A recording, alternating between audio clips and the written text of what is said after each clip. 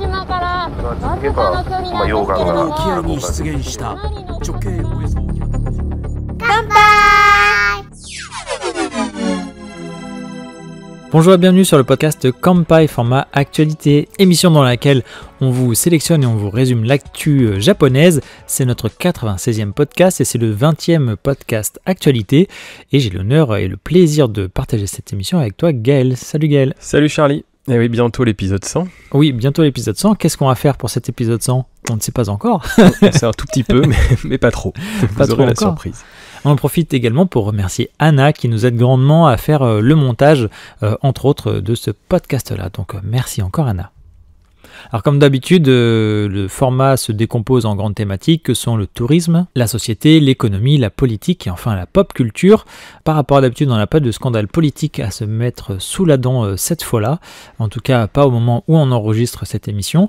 Mais on va parler de taxes de départ du Japon, on va parler également d'esclavage moderne avec un scandale concernant des Maiko, ou encore de l'alliance économique Europe-Japon, du rachat de US Steel ou encore du film à venir d'Orelsan. Ouais, toujours nos 4 grandes rubriques, tourisme, société, politique, économie et culture pop. Donc peut-être pas de scandale, mais quand même des sujets assez sympas à aborder comme chaque mois. Et on va commencer avec notre partie sur le tourisme, Gaël, avec tout ce que l'on peut dire sur le surtourisme au Japon en ce moment, en tout cas depuis ce début d'année. Eh bien, on pourrait croire que parfois il y a plus de touristes étrangers que de Japonais à Kyoto. Eh bien, c'est faux, mais en fait, pas partout, dans le sens où les statistiques nous montrent que c'est dans les hôtels où ce chiffre est juste. D'une part, l'année 2024 montre une hausse de plus de 53% des voyageurs étrangers dans les hôtels de Kyoto par rapport à 2023, donc on est à 8,2 millions de voyageurs et voyageuses à ce moment-là.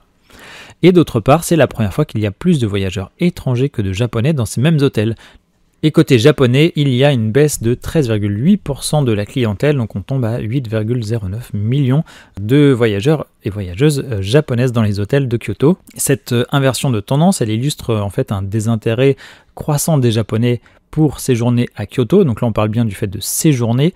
Les raisons principales sont simples à comprendre. La saturation touristique qui commence quand même à gêner les Japonais à cet endroit-là du Japon.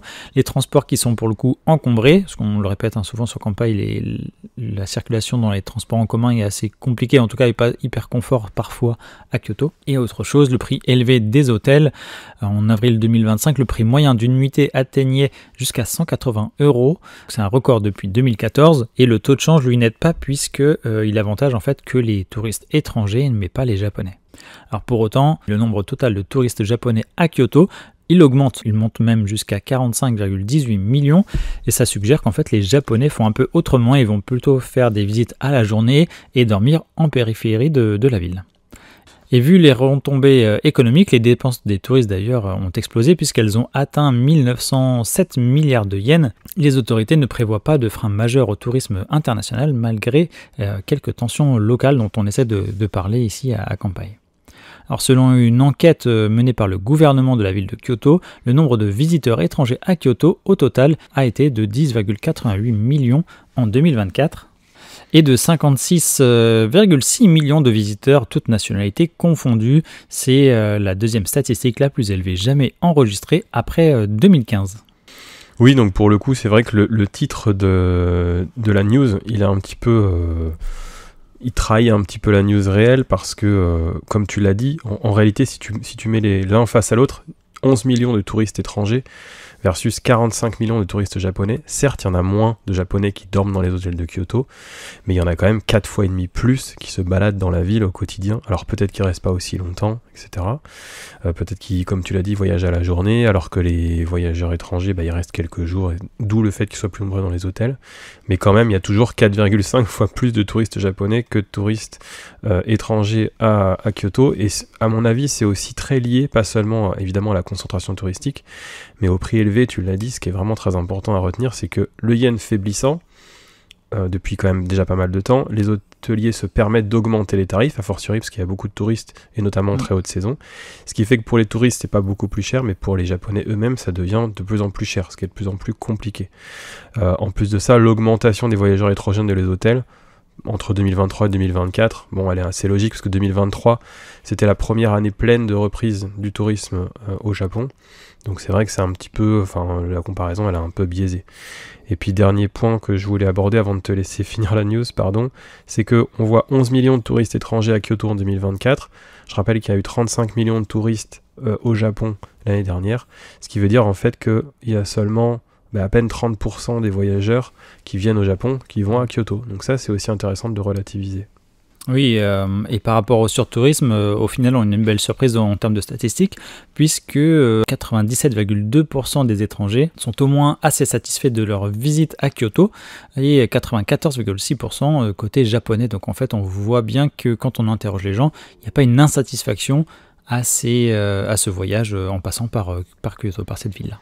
C'est pour ça on parle beaucoup de surtourisme, etc. Mais là, on voit qu'il y a une écrasante majorité de touristes qui sont très satisfaits, y compris à Kyoto, qui est une ville, si on écoute les youtubeurs par exemple, ou d'autres influenceurs qui n'arrêtent pas de dire que c'est infernal d'y aller. En fait, c'est pas vrai, il y a une concentration touristique, comme on le répète toujours. Mais dès que vous faites 3 pas à gauche ou à droite, il n'y a plus personne. Donc c'est vrai qu'il y a 1001 façons de profiter de Kyoto. C'est une ville géniale, il faudrait surtout pas l'éviter dans son voyage à cause de crainte de surtourisme. Et l'enjeu dans tout ça, pour la ville de Kyoto, c'est évidemment de maintenir cette satisfaction au goût du jour. Pour ça, il y a différents projets, on en parlera tout à l'heure, quelque chose qui va pouvoir aider, mais il y a aussi la taxe de séjour à Kyoto qui pourra être augmentée. Par exemple, le projet, c'est qu'on l'augmente en mars 2026 de 59 € environ pour des nuitées à 590 €. Donc on avait parlé, je crois qu'il y avait 5 tranches de mémoire, là c'est la tranche la plus haute, je crois. Ouais, elle est très rare quand même. Ouais. Enfin, quand vous avez un hôtel à une nuit à 600 €, c'est que les 60 € de taxes de séjour, vous pouvez vous les payer, mais exact, ouais. Après, tant mieux pour vous. Mais après, les nuitées plus standards, elles sont moins impactées aussi. Ça augmente quasiment pas, on l'avait dit dans un précédent podcast Actu. Et donc cet argent engrangé, ce sera pour renforcer des mesures contre le surtourisme selon le gouvernement de Kyoto. Il faut déjà commencer par voyager hors saison. Et justement, pour rester sur la réservation d'hôtels, donc à Kyoto ou ailleurs, une grande chaîne hôtelière au Japon, donc qui s'appelle Toyoko Inn, vient d'annoncer avoir des problèmes de réservation pour les clients ayant réservé sur un site étranger. Alors, c'est beaucoup moins inquiétant que ça en a l'air. Donc cette chaîne-là, c'est quand même une des plus grandes chaînes d'hôtels à bas prix et bien située. C'est un petit peu l'équivalent des APA Hotels, une sorte de concurrent. Ils ont quand même 350 hôtels et au total 77 000 chambres. Et en fait, ce qu'il dit, c'est que si vous avez réservé par l'intermédiaire d'un certain site de réservation étranger, ils n'ont peut-être pas reçu votre réservation, et donc vous risquez une mauvaise surprise. Alors en fait, c'est très ciblé, ça concerne le site Agoda. Donc je ne sais pas si nos auditeurs ou auditrices connaissent, mais Agoda c'est une filiale qui appartient à la société mère de Booking, mais c'est une filiale basée à Singapour, et en fait c'est un site qui est surtout utilisé par les voyageurs asiatiques. Généralement en Occident on utilise plutôt Booking, Hotel.com ou Expedia, mais assez peu Agoda. Et bien en fait ce que dit Toyoko Inn, c'est en cause, il y a eu un changement dans les réservations de chambres qui étaient à l'origine attribués à des partenaires officiels et désormais sont gérés par des tiers. Et bien dans ce cadre-là, les informations de réservation ont parfois été mal transmises. Par exemple, s'il y avait une erreur de date ou de type de chambre, et bien ça n'a pas été transmis à Toyoko Inn, ce qui fait que certaines chambres n'ont pas du tout été réservées et certains voyageurs se sont retrouvés en arrivant à l'hôtel, en fait il n'y avait pas de chambre pour eux. Il y a également eu des problèmes, alors peut-être un peu moins graves, de surfacturation ou alors d'options non remboursables, mais là dans ces cas-là il y avait bien la chambre. Alors si vous êtes concerné, on en doute, mais si vous avez eu ce problème, eh bien il faut appeler le service de réservation par lequel vous avez réservé pour vérifier. Donc dans le doute, si vous avez des réservations sur Agoda, on vous conseille, surtout avec Toyoko Inn, de les contacter pour vérifier que l'information soit bien transmise. Alors le communiqué officiel indique: si vous avez réservé via des sites web tiers, nous vous demandons de bien vouloir contacter directement ces parties car Toyoko Inn n'est pas en mesure de confirmer, modifier ou annuler votre réservation, y compris les réservations par carte de crédit prépayée, en raison de contraintes procédurales. Nous nous excusons sincèrement pour le désagrément que cela peut causer et vous remercions de votre compréhension. Donc nous évidemment ce qu'on vous conseille c'est de toujours réserver via des sites extrêmement connus comme on l'a dit, ça c'est dans le cas où vous réservez votre séjour par vous-même, et puis bien entendu si vous passez par une agence de voyage reconnue bien entendu comme Keikaku, et bien sachez que les réservations d'hôtels sont entièrement prises en charge par l'agence de voyage et que dans ce cas avec votre contrat de voyage vous n'avez aucune crainte à avoir parce que ça passe pas par des centrales de réservation comme Agoda.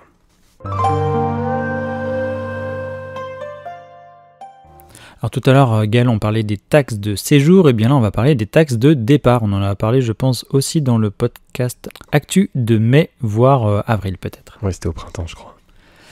Eh bien, les recettes du Japon perçues grâce à cette taxe de départ, donc c'est quand on quitte le pays, c'est une taxe que même les Japonais payent, c'est vraiment toute personne qui quitte le pays, imposée aux touristes en 2024, eh bien, a battu un nouveau record selon le ministère des Finances. Bien que le calcul ne soit pas encore achevé pour cette année-là, eh bien, le total a déjà atteint 48,1 milliards de yens, battant le record qui s'élevait à 44,3 milliards de yens, qui avait été atteint en 2019, et cette taxe touristique internationale s'élève à 1000 yens. Donc là, elle est bloquée, on ne peut pas payer plus à ce jour. Donc 1000 yens par voyageur, et ça permet le financement d'infrastructures plutôt liées au tourisme dans le pays. Et ce record est dû à la hausse du tourisme favorisé par ce yen faible dont on ne cesse de parler, Gaël. On pensait que ça durait quelques mois et au final, on en parle à chaque fois. Donc ça, c'est ce que nous dit l'Organisation nationale du tourisme au Japon. Et enfin, pour conclure cette news, le Premier ministre Shigeru Ishiba a annoncé vouloir augmenter cette taxe, car on a toujours besoin de plus en plus de fonds afin de promouvoir et de mieux encadrer et accueillir les touristes. Eh bien, c'est vraiment une manne d'argent assez facile et puis très utile pour le Japon, donc sans doute que ça, ils vont l'augmenter par palier. D'autant plus facile que, je vais pas dire qu'elle est indolore pour les voyageurs, mais elle est quasiment transparente, oui. Puisque en fait vous ne la payez pas directement, c'est-à-dire qu'elle est incluse dans votre billet d'avion. Donc sur un billet d'avion par exemple à 1000 ou 1500 euros, là tu parlais de 1000 yens, la taxe elle fait 6-7 euros, clairement on s'en rend pas compte, et même s'il augmente à 1500 yens, personne ne va s'apercevoir que votre billet d'avion il a augmenté de 3 euros. Donc c'est vrai que là-dessus c'est, comme tu l'as dit, une taxe facile pour le gouvernement japonais, et là en l'occurrence 48 milliards de yens, ça fait à peu près 300 millions d'euros. Pour le coup, 300 millions d'euros par an sur une taxe qui est assez indolore, c'est pratique. Encore une fois, espérons qu'ils s'en servent pour essayer de lisser le tourisme et pas de le concentrer en très haute saison et dans 2 villes seulement. Alors le Japon aime bien ses touristes, surtout ceux qui payent des taxes de retour, mais justement il n'aime pas les touristes qui ne payent pas leurs frais médicaux. Alors en effet, après la gesta obligatoire dès 2028 pour voyager au Japon, il pourrait y avoir une autre formalité à respecter, et celle-ci dans 2 ans, dès 2027, selon le journal japonais Mainichi. Alors en effet, une assurance voyage pourrait être obligatoire pour se rendre au Japon. Et pourquoi ? Parce qu'il y a certains voyageurs qui n'ont pas payé leurs frais médicaux lors de leur séjour au Japon, à la suite de petits soucis de santé. Alors contrairement à ce qu'on pouvait penser, en fait, l'assurance voyage au Japon n'est pas obligatoire, même si évidemment, on a quasiment tous une assurance voyage, que ce soit par notre carte bancaire ou quand on réserve son séjour avec une agence. En fait, c'est pas obligatoire, et certains voyageurs se sont retrouvés au Japon, ont eu à régler des frais qu'ils n'ont pas réglés sur place à l'hôpital, ou ils n'ont pas réglé la facture et sont repartis du Japon sans payer la facture d'hôpital, et ce sera facturé aux contribuables, donc à ceux qui payent des impôts, les résidents japonais. Alors selon une enquête nationale menée par le ministère de la Santé, du Travail et des Affaires sociales sur environ 5500 établissements médicaux, donc ça c'est dans le Mainichi qu'on a pu voir cette enquête, eh bien 11 372 visiteurs étrangers ont reçu des soins médicaux au Japon depuis septembre 2024, donc en l'espace de quelques mois, et un peu moins de 1% d'entre eux, 0,8%, n'avaient pas réglé la facture. Et ça, cette somme totale des factures non réglées s'élève à plus de 61 millions de yens, ce qui fait à peu près 370 000 euros d'impayés.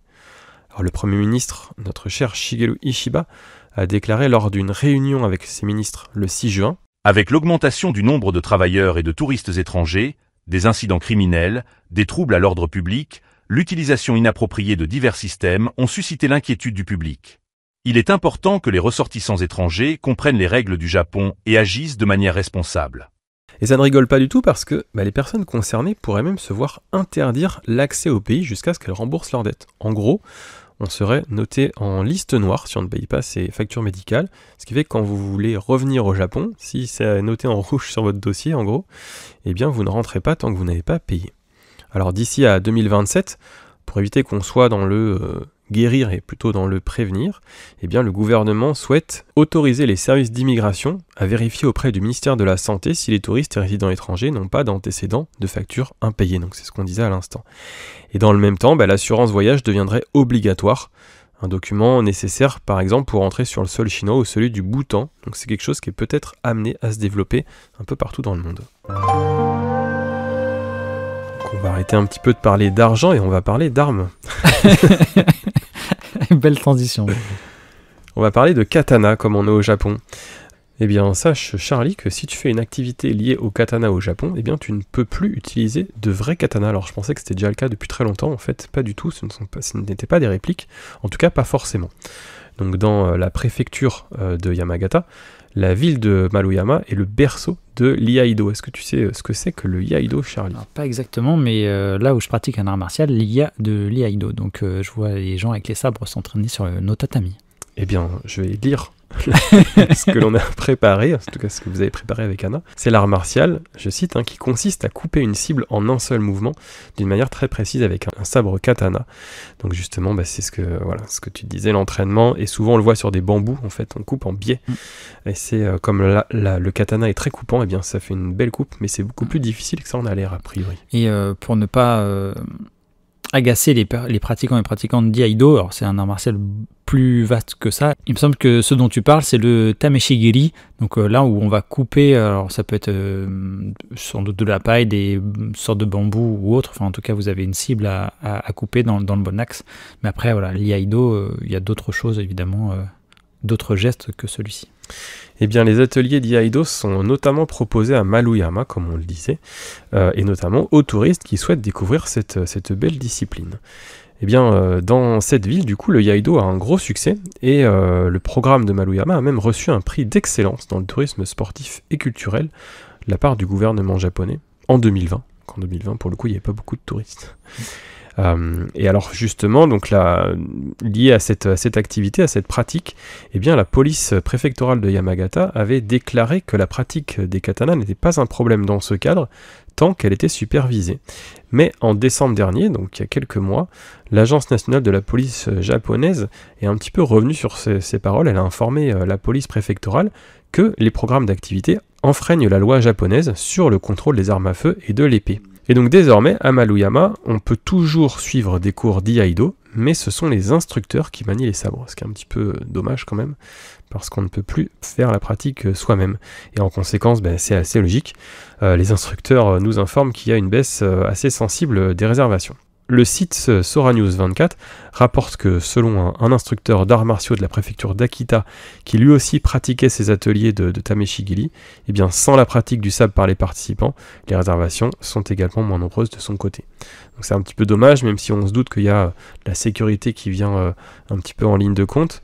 On se doute bien que si vous venez essayer de pratiquer le iaido, que ce soit à Maruyama ou à Akita ou partout ailleurs, et que vous n'avez pas le sabre entre les mains, forcément ça perd tout son intérêt, donc c'est assez logique. Alors est-ce qu'ils vont utiliser d'autres types de matériel, des sabres peut-être un peu moins coupants, des roseaux peut-être un peu moins solides, ça je ne sais pas, mais en tout cas voilà, si vous aviez ça en tête, eh bien prévoyez de ne pas pouvoir tenir l'épée dans vos mains. On poursuit sur notre section tourisme avec le musée Gundam qui ouvrira en septembre. Et pour trouver un titre accrocheur à cette news, on peut se demander si ce musée Gundam ne serait pas interdit tout simplement aux étrangers. Alors on va s'expliquer. Bandai va ouvrir un musée Gundam, le BHCP2, Gaël de Bandai Spirits. Donc c'est un musée qui sera greffé à une nouvelle usine à Shizuoka. Et en fait c'est le principe de l'usine vitrine. Et ça va être dédié aux célèbres maquettes que l'on appelle les Gunpla, issues de son univers SF. Alors pour rappel, Gundam, c'est un univers où il y a des robots géants.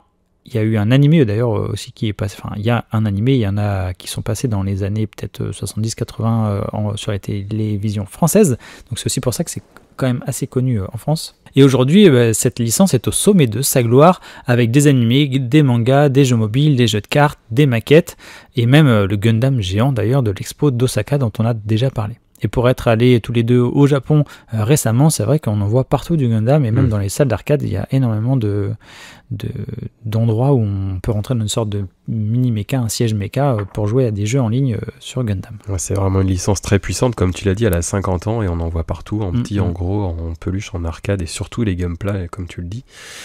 C'est peut-être moins connu quand même en Occident, il y a quelques fans, voilà, mais beaucoup moins. Au Japon, c'est très connu. J'allais dire justement qu'en fait, il y a 50% des ventes de Gunpla, donc les maquettes qui sont à découper et à monter soi-même, et bien en fait qui sont vendues à l'étranger. C'est plus ce que je pensais. Ouais.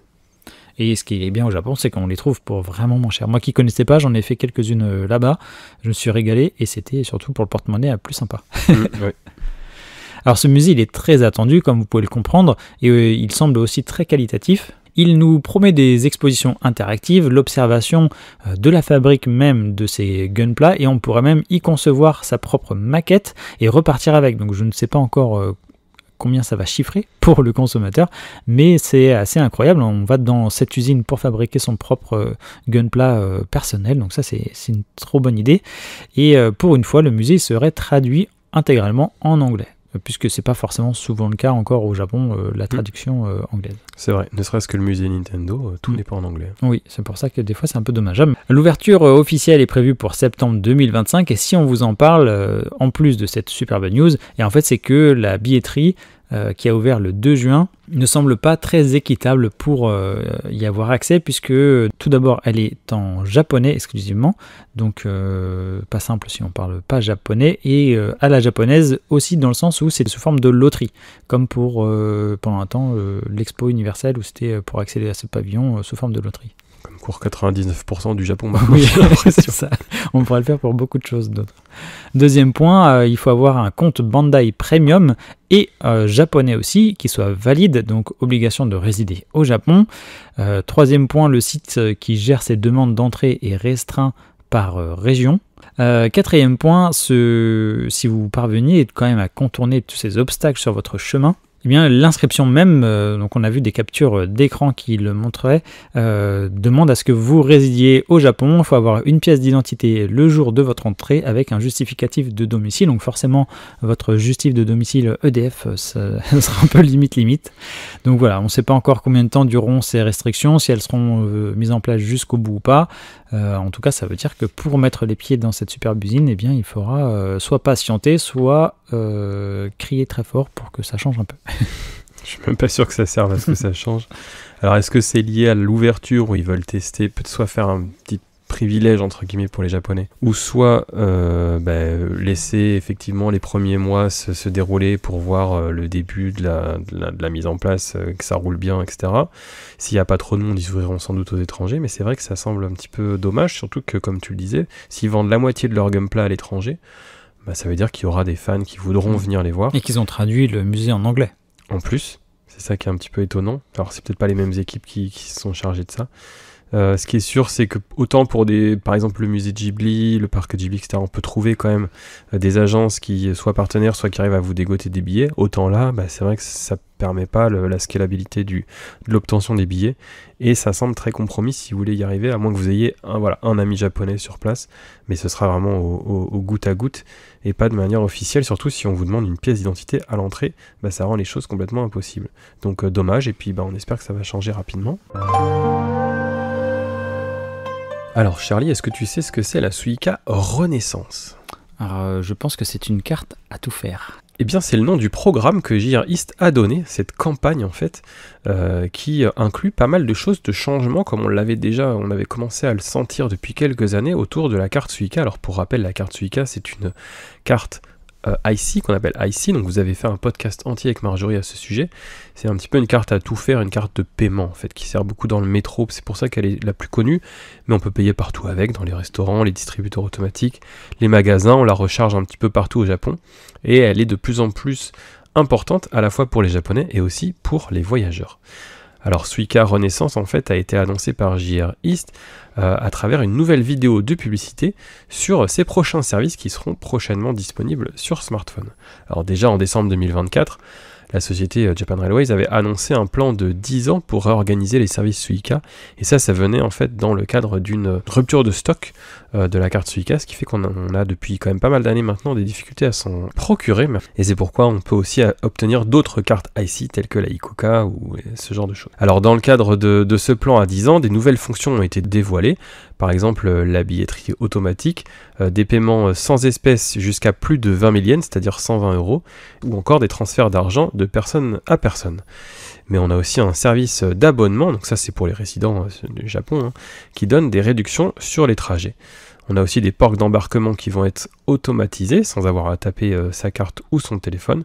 Et pour les voyageurs étrangers, on pourrait même acheter ses billets de Shinkansen sur l'application Welcome Suica Mobile. Alors ça c'est vraiment important, c'est-à-dire qu'il faut bien séparer les cartes Suica, ICOCA, etc. classiques, qui sont les vraies cartes entre guillemets, et les cartes Welcome Suica qui sont les versions touristiques.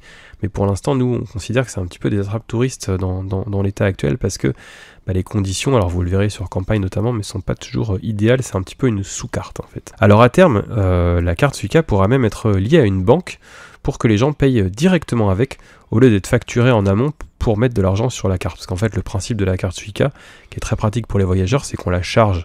Donc elle est déjà préchargée quand on l'obtient. Et après, au fur et à mesure qu'on l'utilise, on doit la recharger. Donc on va dans une borne dans n'importe quelle gare, on met des espèces dessus.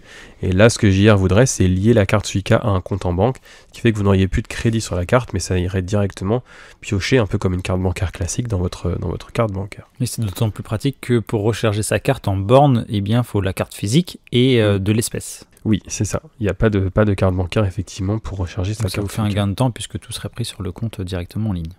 Donc là, tout ce qu'on a dit, ça change finalement pas grand-chose pour les voyageurs, pour lesquels l'obtention d'une Suica sur place, c'est pas toujours évident, parce qu'il faut aller dans un guichet, donner ses coordonnées. Maintenant, c'est un petit peu compliqué, à moins que vous puissiez, par exemple, sur des agences de voyage, acheter la carte ICOCA en avance.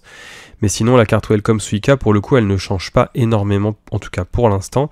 Et c'est vrai que c'est des annonces qui concernent surtout nos amis expatriés au Japon.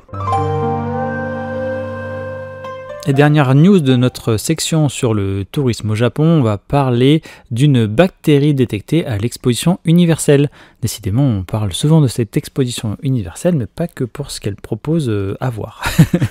Ça dure 6 mois, donc ça fait 6 actus. Le Water Plaza du site de l'exposition d'Osaka est de nouveau une source de soucis pour les organisateurs de l'événement. En effet, un niveau élevé de bactéries de Legionella a été détecté dans l'eau de mer du site de l'exposition universelle d'Osaka le 4 juin dernier. Les organisateurs de l'expo ont déclaré lors d'une conférence de presse que le niveau de Legionella détecté dans l'eau du Water Plaza était 20 fois plus élevé que la limite autorisée. Donc face à ce constat, les spectacles son et lumière aquatiques de l'expo ont été suspendus, ainsi que l'accès à la pataugeoire qui servait aux visiteurs et aux plus petits aussi pour se rafraîchir. Ça a été fermé pour nettoyage en raison de cette contamination. Pour le coup, les copains sur place sont un petit peu choqués parce que ça a été annoncé, comme tu le disais, le 4 juin. Et en fait, apparemment, les niveaux étaient déjà élevés précédemment. Et ne serait-ce que la veille, il y avait pas mal d'enfants, de petits qui pataugeaient dans cette eau-là. Et ça, pour le coup, la préfecture d'Osaka, ou en tout cas les organisateurs, n'en ont pas du tout parlé. Donc c'est un peu l'angle mort inquiétant. Oui, puis en plus de ça, en tout cas, au moment où on enregistre ce podcast, la reprise des spectacles et autres ne dépend aussi que de ces résultats de mesure, si elles s'améliorent. Donc on ne sait pas si ça va être réouvert, peut-être dans les jours, peut-être demain après l'enregistrement, ou alors dans quelques semaines, voire vraiment plus tard. Et pour continuer de parler de cette expo universelle, on peut parler des fameuses files d'attente, puisque c'est un événement qui se targuait d'être sans file d'attente, mais en fait le système de billetterie, comme vous avez pu le comprendre si vous nous écoutez régulièrement, n'est pas si efficace au final. Beaucoup d'heures d'attente en ligne effectivement pour prendre son billet, donc c'est dommage qu'on fait pas la queue de façon physique, mais on l'a fait derrière son ordinateur ou son téléphone portable, puisqu'en effet il faut se connecter dès minuit 3 jours avant le jour de sa visite si on veut espérer avoir un billet, et sauf que là il faut attendre, il faut même parfois attendre longtemps. En voulant prendre un billet, il y avait 67 000 personnes devant nous. Le problème c'est quand vous avez un billet d'entrée, vous n'avez pas forcément accès au pavillon. Et c'est vrai qu'on fait pas de file d'attente sur place comme tu le dis, mais s'il faut attendre 3 heures devant son écran, c'est pas pratique non plus. Et parfois même on fait l'attente derrière son écran et au final quand c'est à notre tour, eh bien la billetterie est complète, donc on a attendu pour rien. Et si vous n'avez pas eu de ticket, vous pouvez vous inscrire pour en obtenir un en cas de désistement sur place ou faire la queue pour espérer en avoir un. Donc on ne peut pas dire que cette expo sans file d'attente soit vraiment très efficace. Et sur cette exposition universelle, on a encore d'autres choses à vous en dire. Par exemple, vous allez pouvoir y visiter le pavillon Angola qui a ouvert ses portes le 26 juin dernier, ce 74 jours après l'ouverture de l'exposition universelle. Et il ne reste plus aujourd'hui que le pavillon népalais qui est fermé, donc toujours en construction. Côté pratique, l'exposition est revenue aussi sur sa proposition d'interdire la cigarette sur les lieux de l'exposition. Tout ça pour se conformer à sa thématique qui était, et qui est d'ailleurs toujours, concevoir la société future pour nos vies. Eh bien, ils sont revenus sur leur décision et ont accepté d'ouvrir 2 zones fumeurs à partir du 28 juin, une du côté ouest du grand anneau de bois destiné à accueillir 68 personnes et une au nord de la structure destinée à accueillir, 43 personnes. Il y a eu pas mal de plaintes effectivement de personnes qui avaient envie de fumer, qui devaient sortir de l'exposition pour ce faire, d'autres qui ont été attrapés sur place en train d'allumer des cigarettes un peu cachées. Donc voilà, ça n'a pas plu, ils ont ouvert de nouvelles sections et ce qui est un petit peu particulier, c'est que ces zones, comme on connaît au Japon, sont dans les zones closes, sauf que là il n'y a pas de toit, donc en fait la fumée se répand après dans l'exposition.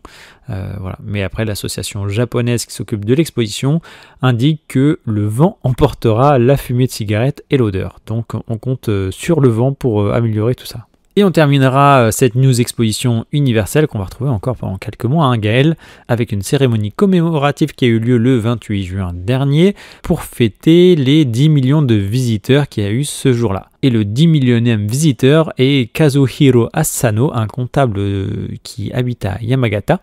Et il a reçu de nombreux cadeaux commémoratifs, dont des laissez-passer pour des entrées illimitées pendant toute la période estivale. Et là où on l'avait déjà dit, mais on le redit parce que ça fait quand même couler beaucoup d'encre sur les réseaux, en fait les chiffres de cette exposition, les chiffres de fréquentation, eh bien en fait ils sont un peu gonflés, ils sont un peu pipés, puisque il y avait 8,5 millions quasiment de visiteurs, et en fait il y a 1,4 million de personnes qui travaillent dans cette exposition universelle et qui sont ajoutées à ces chiffres. Donc voici tout ce qu'on avait à vous dire sur l'exposition universelle qui fait toujours tant parler d'elle, plus pour son organisation que pour ce qu'elle propose à voir pour le moment. Ah oui, t'en avais déjà parlé, Charlie, je sais pas si c'était le mois dernier ou le mois d'avant, des chiffres qui incluaient ceux du personnel de l'exposition, mais je trouve que là, en fait, ils gonflent les chiffres de manière vraiment artificielle. Déjà, c'est pas 10 millions de visiteurs, c'est 10 millions de visites. Parce que c'est un peu idiot, enfin c'est prendre les gens pour des idiots que de dire il y a eu 1,37 million de personnel de l'expo. On se doute bien qu'il n'y a pas 1 370 000 personnes qui travaillent pour l'exposition universelle. C'est-à-dire que si l'exposition a 100 jours, déjà ça veut dire qu'il y a 13 700 personnes par jour de personnel qui rentrent à l'expo. Donc clairement les chiffres sont vraiment grossis et je trouve que pour le coup, c'est assez grossier. Oui, tu fais bien de le préciser parce que c'est vrai que quand on entend ça, 1,3 ou 4 millions de personnes qui travaillent à l'expo, ça fait énorme. Ça fait beaucoup. C'est un pays de service, mais peut-être pas à ce point-là.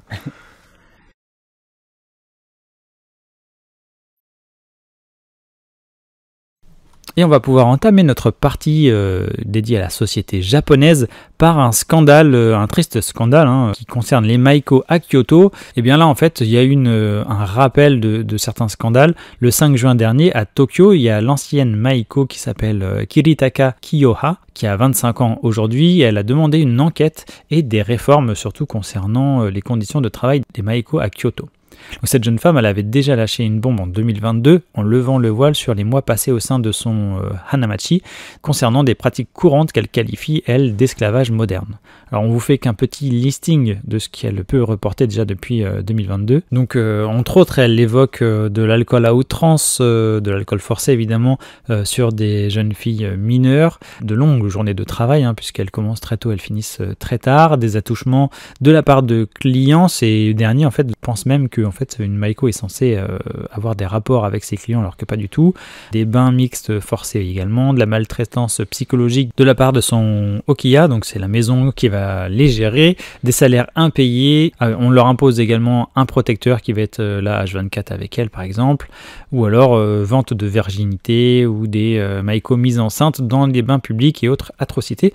Donc voilà, donc ça elle en a déjà parlé en 2022 et depuis avec des avocats et des universitaires ils ont formé un réseau pour la réflexion sur les Maiko et la culture du divertissement pour alerter l'opinion publique à ce sujet et les autorités. Et cette ancienne Maiko alerte donc l'opinion publique et remet en question, c'est ça qui est important à retenir, elle remet en question le besoin de former des adolescentes de 15 ans à des activités liées au monde pour adultes et nocturnes. Donc on va dire sous couvert de tradition, est-ce qu'on doit bien perpétuer encore ces choses-là avec de jeunes enfants ?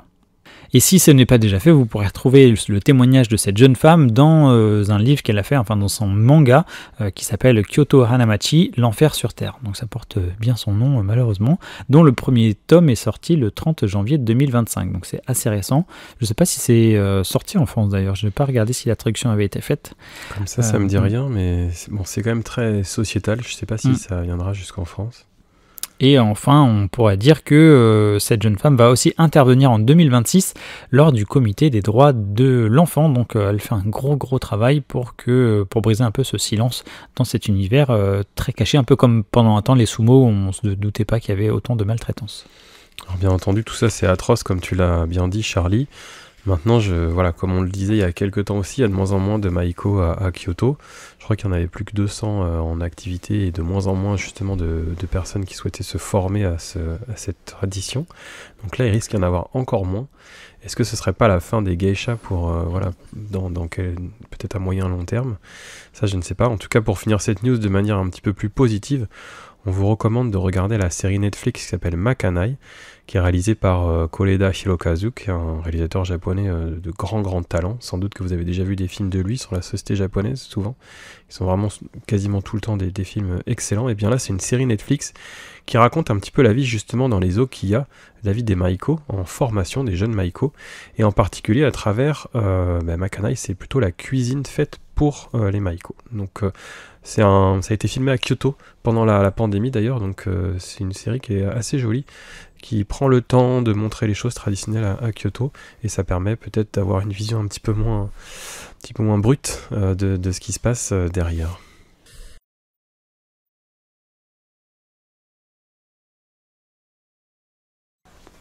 Alors tout comme l'expo Osaka, on va encore parler de la baisse des naissances, Charlie, j'ai l'impression qu'on en parle chaque mois, et pourtant c'est pas quelque chose qui va durer 6 mois pour le coup.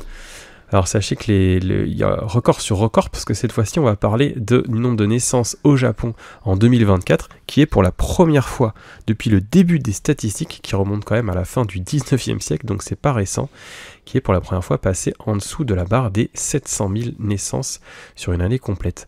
Et ça a été annoncé officiellement par le gouvernement le 4 juin. Donc plus précisément en 2024, il y a eu 686 061 naissances, soit tout de même 41 227 de moins qu'en 2023. Alors c'est quand même assez impressionnant parce que, si mon calcul est bon, ça fait à peu près 6% de moins environ. Alors c'est la 9e année d'affilée que les naissances baissent, ça ne vous surprendra pas si vous écoutez régulièrement le podcast Kanpai, mais en tout cas avec ce qu'on aborde régulièrement comme sujets sociétaux, on a du mal à croire que cette courbe va être inversée, cette tendance va être inversée dans les prochaines années.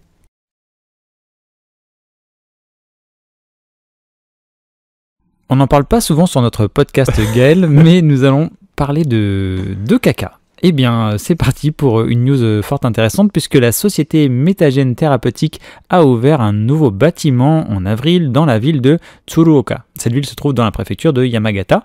Eh bien, on va y retrouver une salle de dons, pas comme les autres. Alors, je te fais pas de devinette parce que tu as la news sous les yeux, mais en fait, il s'agit de dons de caca. Et si vous procédez ainsi, vous serez payé 5000 yens par caca. Alors, je vais beaucoup dire caca dans cette news, mais c'est le terme, hein, donc on va s'en contenter.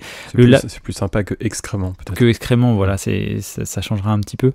Puis vous savez qu'il y a il y a le musée du caca aussi au Japon, donc c'est aussi pour ça qu'on se permet. Et oui, il y a la fiche Kanpai d'ailleurs, si vous voulez voir.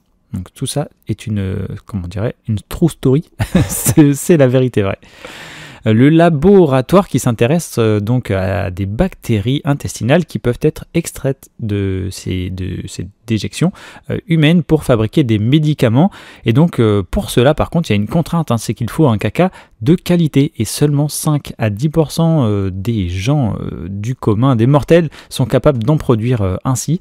Nous à Campagne on n'a pas la recette pour un caca parfait, mais sachez qu'il y a des tests à faire en amont. Si tu sais que tu as un caca de qualité, je cite, est-ce que tu peux le mettre sur ton CV? Est-ce que c'est une valorisation? Je sais pas, mais alors peut-être au Japon, je sais pas. D'ailleurs, je sais pas si c'est ouvert que aux Japonais, je suppose que oui en termes d'administratif, mais en tout cas, sachez qu'il y aura une première étape déjà, c'est le fait de postuler en ligne via le système d'inscription Chomusubi de Metagen, et il faut être âgé de 16 à 65 ans et être en très bonne santé pour ce faire. Et ensuite, si vous êtes accepté, vous serez appelé plus tard pour une évaluation médicale dans un premier temps dans un hôpital. Puis si vous êtes sélectionné, eh bien vous pourrez accéder à la salle de don à caca. donc pour la rémunération, on parle de 5 000 yens, en fait ce sera une carte cadeau Amazon. Comme quoi Amazon est vraiment partout. Donc c'est comme ça qu'ils rémunèrent les gens et vous pouvez faire ça plusieurs fois par an, ce qui fait que vous pourriez potentiellement gagner plusieurs milliers de yens grâce à votre production. Ce qui permettra de dire, par exemple, la PS5, je l'ai acheté avec mon caca. c'est vrai. Bon là, il va falloir y aller quand même quelques fois, la salle. Donc attention cependant, puisqu'ils préviennent qu'il faut subir plusieurs fois le processus d'examen, notamment pour des dépistages, donc ça tous les 2 à 3 mois. Donc voilà. Cette fois, on va peut-être pas vous demander de nous taguer sur votre story sur Campai. Je trouvais que c'était une news à la fois rigolote et en même temps, ça fait avancer la science.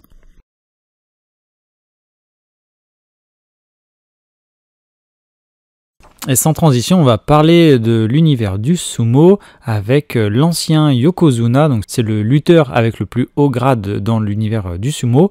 Donc on parle de Hakuo qui a créé sa société nommée Hakuo Dayan Sumo and Sport Incorporation, qui se veut promouvoir le sumo à l'international, notamment en mettant en place un grand chelem mondial. Donc ça sortirait un peu du circuit proposé par la JSA, l'association japonaise de sumo. D'ailleurs, lui, il s'en est même lui-même extrait. Et il a aussi c'est justement son but, c'est de promouvoir la discipline à l'étranger et en dehors de la structure JSA traditionnelle. Et d'ailleurs, cet ancien Yokozuna, il a pour ambition de faire de la discipline un sport olympique. Là, je lui souhaiterais bonne chance, puisque les Jeux Olympiques, ils vont plutôt faire en sorte de protéger l'intégrité physique et morale des athlètes. On le voit d'ailleurs, les arts martiaux ont du mal à percer dans les JO, puisque justement, il faut beaucoup de protection, amener de nouvelles règles, etc. Mais après tout, ça peut se faire. Si on met des plastrons, des casques au sumo, peut-être que ça va le faire. Bon, sachant qu'on a eu le breakdance. Oui. Breakdance, le skate. Ouais, et le karaté qui a été testé aussi, mais qui n'a pas été validé, je crois. Moi, ça me semble pas fou d'avoir du sumo. Après, il faudrait qu'il y ait peut-être plus de pays qui pratiquent ça de manière régulière. Bien que cet homme se sépare de la JSA, comme on le disait tout à l'heure, en fait, il compte bien collaborer avec cette fédération-là ou cette association, puisque, par exemple, le président de Toyota, en fait, vient récemment d'être élu à la tête de cette fédération, et c'est un grand admirateur et supporter de Hakuo, que cet homme et Toyota, donc, a joué un rôle très important pour la promotion du sumo, que ce soit par la JSA ou alors par la nouvelle structure proposée par cet ancien Yokozuna. Espérons en tout cas que ça permette de mieux faire connaître le sumo en dehors des frontières japonaises, parce que comme on disait, je crois que c'est le mois dernier dans le podcast Actu, c'est la première année l'année dernière que tous les billets de sumo ont été vendus intégralement. C'est quasiment impossible d'avoir des places maintenant. Et comme il n'y en a qu'au Japon, c'est vrai que c'est difficile. Et c'est dommage parce que c'est un truc vraiment génial. C'est un sport très impressionnant à voir. Et d'ailleurs, au mois de juin, le podcast, nous, il sera déjà sorti, puisqu'on va le sortir pour début juillet. Eh bien, rappelez-vous qu'on avait parlé qu'il y avait l'événement de sumo à Paris. Donc, on pourra en parler pour le prochain podcast Actu, sans doute.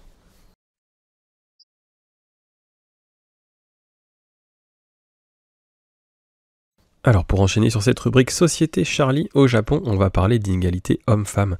Et là c'est un petit peu comme pour la dépopulation, malheureusement c'est quelque chose qui a du mal à être endigué par le gouvernement japonais. On vient d'apprendre que cette année en 2025, le Japon restait 118e sur les 148 pays du classement des inégalités entre les sexes dans le monde. C'est comme toujours, j'ai envie de dire, le pays le moins bien noté du G7. en raison notamment de la faible participation politique des femmes selon le Forum économique mondial. Alors ce rapport, donc, qui a été livré en même temps que les résultats, montre que le Japon a certes amélioré la participation des femmes dans le domaine économique, mais c'est en revanche classé 125e en matière politique, avec très peu de ministres femmes au gouvernement, et le fait qu'il n'y ait à ce jour jamais eu de femme première ministre au Japon. Donc ça fait baisser leur moyenne. Alors il y a eu des progrès quand même en matière de participation et d'opportunités économiques, c'est-à-dire que beaucoup de femmes sont sur le marché du travail, et malgré tout le Japon reste 127e dans cette catégorie qui montre le nombre de femmes à des postes de direction. Il y a très peu de femmes qui dirigent des entreprises au Japon. Alors il y a un progrès global qui est quand même légèrement en hausse. Alors attention, c'est très sensible, Charlie. Il est de 0,666 pour 1 contre 0,663 en 2024. Donc là, je vais pas m'amuser à calculer le pourcentage d'augmentation, mais je crois qu'il est très très faible, sachant que 1 représente la parité totale. Donc là, on est encore assez loin, on est aux 2/3. Et en France, donc on est 22e sur 148 pays, ce qui est beaucoup mieux, c'est pas encore le top, mais on a un score de 0,781 pour 1.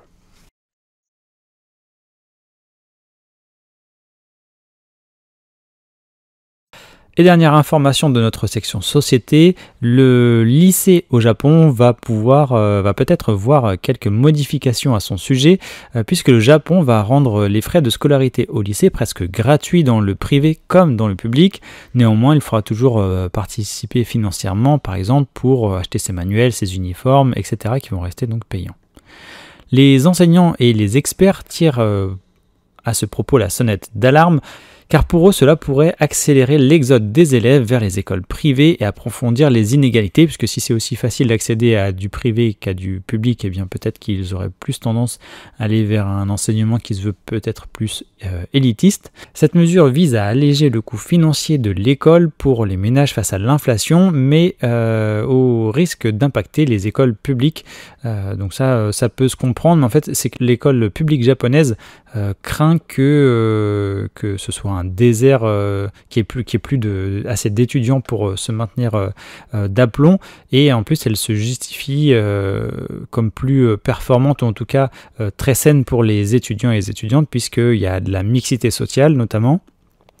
Et il y a un professeur chargé des cours d'anglais, par exemple, dans un lycée, qui indique que chaque jour, que ce soit à l'intérieur ou à l'extérieur de la classe, eh bien, les élèves ont des échanges de façon globale, même internationale, que les étudiants aussi apprennent naturellement les différences culturelles et d'origine de chacun, que ce soit à l'intérieur ou à l'extérieur de la classe, et que donc le lycée public, vu qu'il va plus mixer que le lycée privé, eh bien, a une force que le privé ne peut pas avoir à ce jour. Donc une richesse qui est mise en danger par cette mesure, et les professeurs de lycée espèrent que ça va changer, et que peut-être que cette réforme-là serait mise en place que pour les lycées publics. Mais c'est pas du tout ce que le gouvernement a prévu pour le moment. Alors nous, c'est vrai qu'on vous transmettant cette news, on ne sait pas trop où ça va aller pour le Japon, et rien n'est acté encore, mais à savoir qu'il y a aussi des lycées publics qui sont mieux cotés, mieux notés que des lycées privés, donc on ne sait pas trop en vrai ce que ça va donner si ça se met vraiment en place. Alors si vous lisez Kanpai, vous avez probablement lu l'article de Marjorie qui était il y a quelques mois sur la faille de Nankai. Donc c'est ce qu'on appelle le Big One, en fait, le grand tremblement de terre qui est attendu au Japon d'ici à une trentaine d'années. Eh bien c'est quelque chose qui est pris au sérieux évidemment par le gouvernement japonais, et qui vient d'ailleurs d'annoncer l'approbation d'un plan à 20 000 milliards de yens visant à améliorer la résistance des infrastructures japonaises face aux catastrophes naturelles. Alors c'est un plan donc en 5 ans qui va coûter, comme on le disait, la bagatelle d'environ 120 milliards d'euros. Et celui-ci, il est réparti en 326 mesures, c'est assez précis, qui sont à mettre en place par les organismes gouvernementaux, donc comme on le disait, entre 2026 et 2030, et ce sera également supporté, enfin ces frais seront également supportés par les différentes autorités régionales concernées. Alors pour ça, donc dans ce cadre, ce qui va être mis en place, c'est l'entretien des services vitaux, par exemple le rafraîchissement des infrastructures vieillissantes, des réseaux de transport, de communication ou encore d'énergie. On parle aussi de certains tuyaux d'égout qui subissent de la corrosion ou des dommages et qui sont à risque. Eh bien, ceux-là seront réparés d'ici à 2030 pour éviter les conséquences, en fait, les dommages collatéraux. On parle également des ponts, et oui, 92 000 ponts qui sont à restaurer avant 2051, donc pour le coup il va falloir s'y mettre. Ça fait là quand même, disais, les tuyaux d'égout 2030, sachant qu'on a vu, c'était à Kyoto je crois, avec le trou géant à Fukuoka. Là, si je fais un calcul rapide, effectivement, 92 000 ponts à restaurer dans les 35 années à venir, ça veut dire peut-être dans les 300 ponts par an, donc un par jour. Il va falloir travailler le week-end. Tu fais le pont toi en mai? Oui, je fais le pont, mais pas celui que tu penses. Et il s'agit aussi de prévenir tout simplement les catastrophes grâce à de meilleures infrastructures. Nous allons citer le cher Premier ministre japonais Shigeru Ishiba. Nous allons combiner efficacement des mesures strictes et des mesures douces et faire progresser régulièrement nos initiatives. Et ça c'est bien dommage Gaël, puisqu'il nous suffisait de lire le manga qui prévoit les catastrophes naturelles et ce serait quand même beaucoup plus facile. Il n'y a pas besoin de voter un plan parce que tout le monde sait que le Japon va exploser le 5 juillet. Oui, à 4h du matin. Avec les dernières news côté économique que l'on a évoquées en podcast ces mois passés, on pouvait s'en douter, une alliance Japon-Union européenne se prépare. Donc c'est une alliance qui vise à renforcer la compétitivité des entreprises de chaque pays qui en ferait partie et promouvoir une coopération commerciale ainsi que plus de sécurité économique selon les sources diplomatiques qui en parlent. Alors cette décision elle est prise évidemment face aux tarifs douaniers de Donald Trump, le président des États-Unis, qui impose ces taxes, après les retire, après les augmente, après les rebaisse, etc. Et donc ça a fait que certains pays dans le monde commencent à s'allier économiquement de façon un peu nouvelle. Et bien là, cette alliance pour la compétitivité Japon-Union européenne devrait être annoncée lors du sommet prévu en juillet où le Premier ministre japonais accueillera le président du Conseil européen Antonio Costa et Ursula von der Leyen, la présidente de la Commission européenne. Alors cette alliance vise à le but c'est de maintenir une alliance économique fondée sur des règles grâce à un accord de libre-échange qui supprime les droits de douane ou tout obstacle économique entre ces deux entités. Par exemple, en termes d'obstacles, on peut observer ceux qui concernent l'accès aux minéraux des terres rares face aux restrictions chinoises par exemple, ou encore le fait de s'aligner sur des conditions de subvention pour des technologies environnementales, par exemple produire des voitures électriques ou des voitures à hydrogène pour promouvoir donc une concurrence plus loyale entre les fabricants et réduire les coûts évidemment de développement, donc que ce soit du gagnant-gagnant de chaque côté au maximum. Oui, tant que les enjeux économiques avec les États-Unis ne sont pas réglés, et je pense que ça va être compliqué peut-être dans les 4 prochaines années, le Japon semble un petit peu stressé, notamment pour ses voitures, et c'est vrai qu'il va chercher d'autres acteurs avec lesquels faire... Mais c'est de la même manière pour l'Union européenne, qui cherche chacun d'autres alliés, et pouvoir entériner des accords comme ça permet de faciliter les exportations ainsi que les importations. Donc là, c'est pas très étonnant dans un contexte géopolitique un petit peu marqué en ce moment. De la part de l'Union européenne, c'est tout bénéf aussi, si je peux me permettre, puisque le Japon, c'est encore une grande puissance économique mondiale, même si c'est vrai que nous aussi, en podcast Actu, on parle souvent un peu des déboires, c'est un peu ça qui ressort dans la presse de la société ou de l'économie japonaise. Elle reste 4e mondiale, je crois. Elle avait décliné derrière l'Allemagne peut-être, ou en tout cas, bref, ça reste parmi le top 5 des puissances mondiales économiques.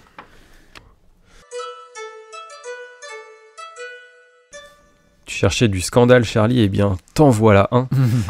Yuichiro Tamaki, qui est chef d'un parti d'opposition démocratique au Japon, s'est excusé ce 25 juin. Et sais-tu pourquoi, Charlie? Eh bien, parce qu'il a fait des remarques. Alors, de quel ordre ça pourrait être, Charlie, dans le bingo du scandale? C'est un japonais homme, oui. Vieux. Oui. Ah, quoi qu'il n'est pas si vieux. Semi. Ah, donc il y a plusieurs possibilités, mais on va dire que c'est par rapport aux femmes, peut-être. Oui, exactement. C'était pas l'argent, cette fois-ci, tu as bien visé, Charlie.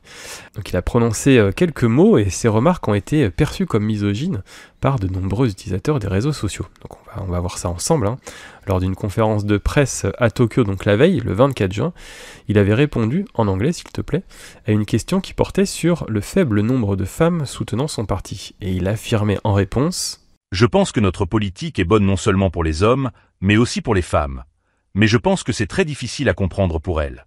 Alors face au tollé de ses propos, il a déclaré sur X, donc Twitter, ce 25 juin. Je regrette d'avoir utilisé une mauvaise expression. Je suis vraiment désolé.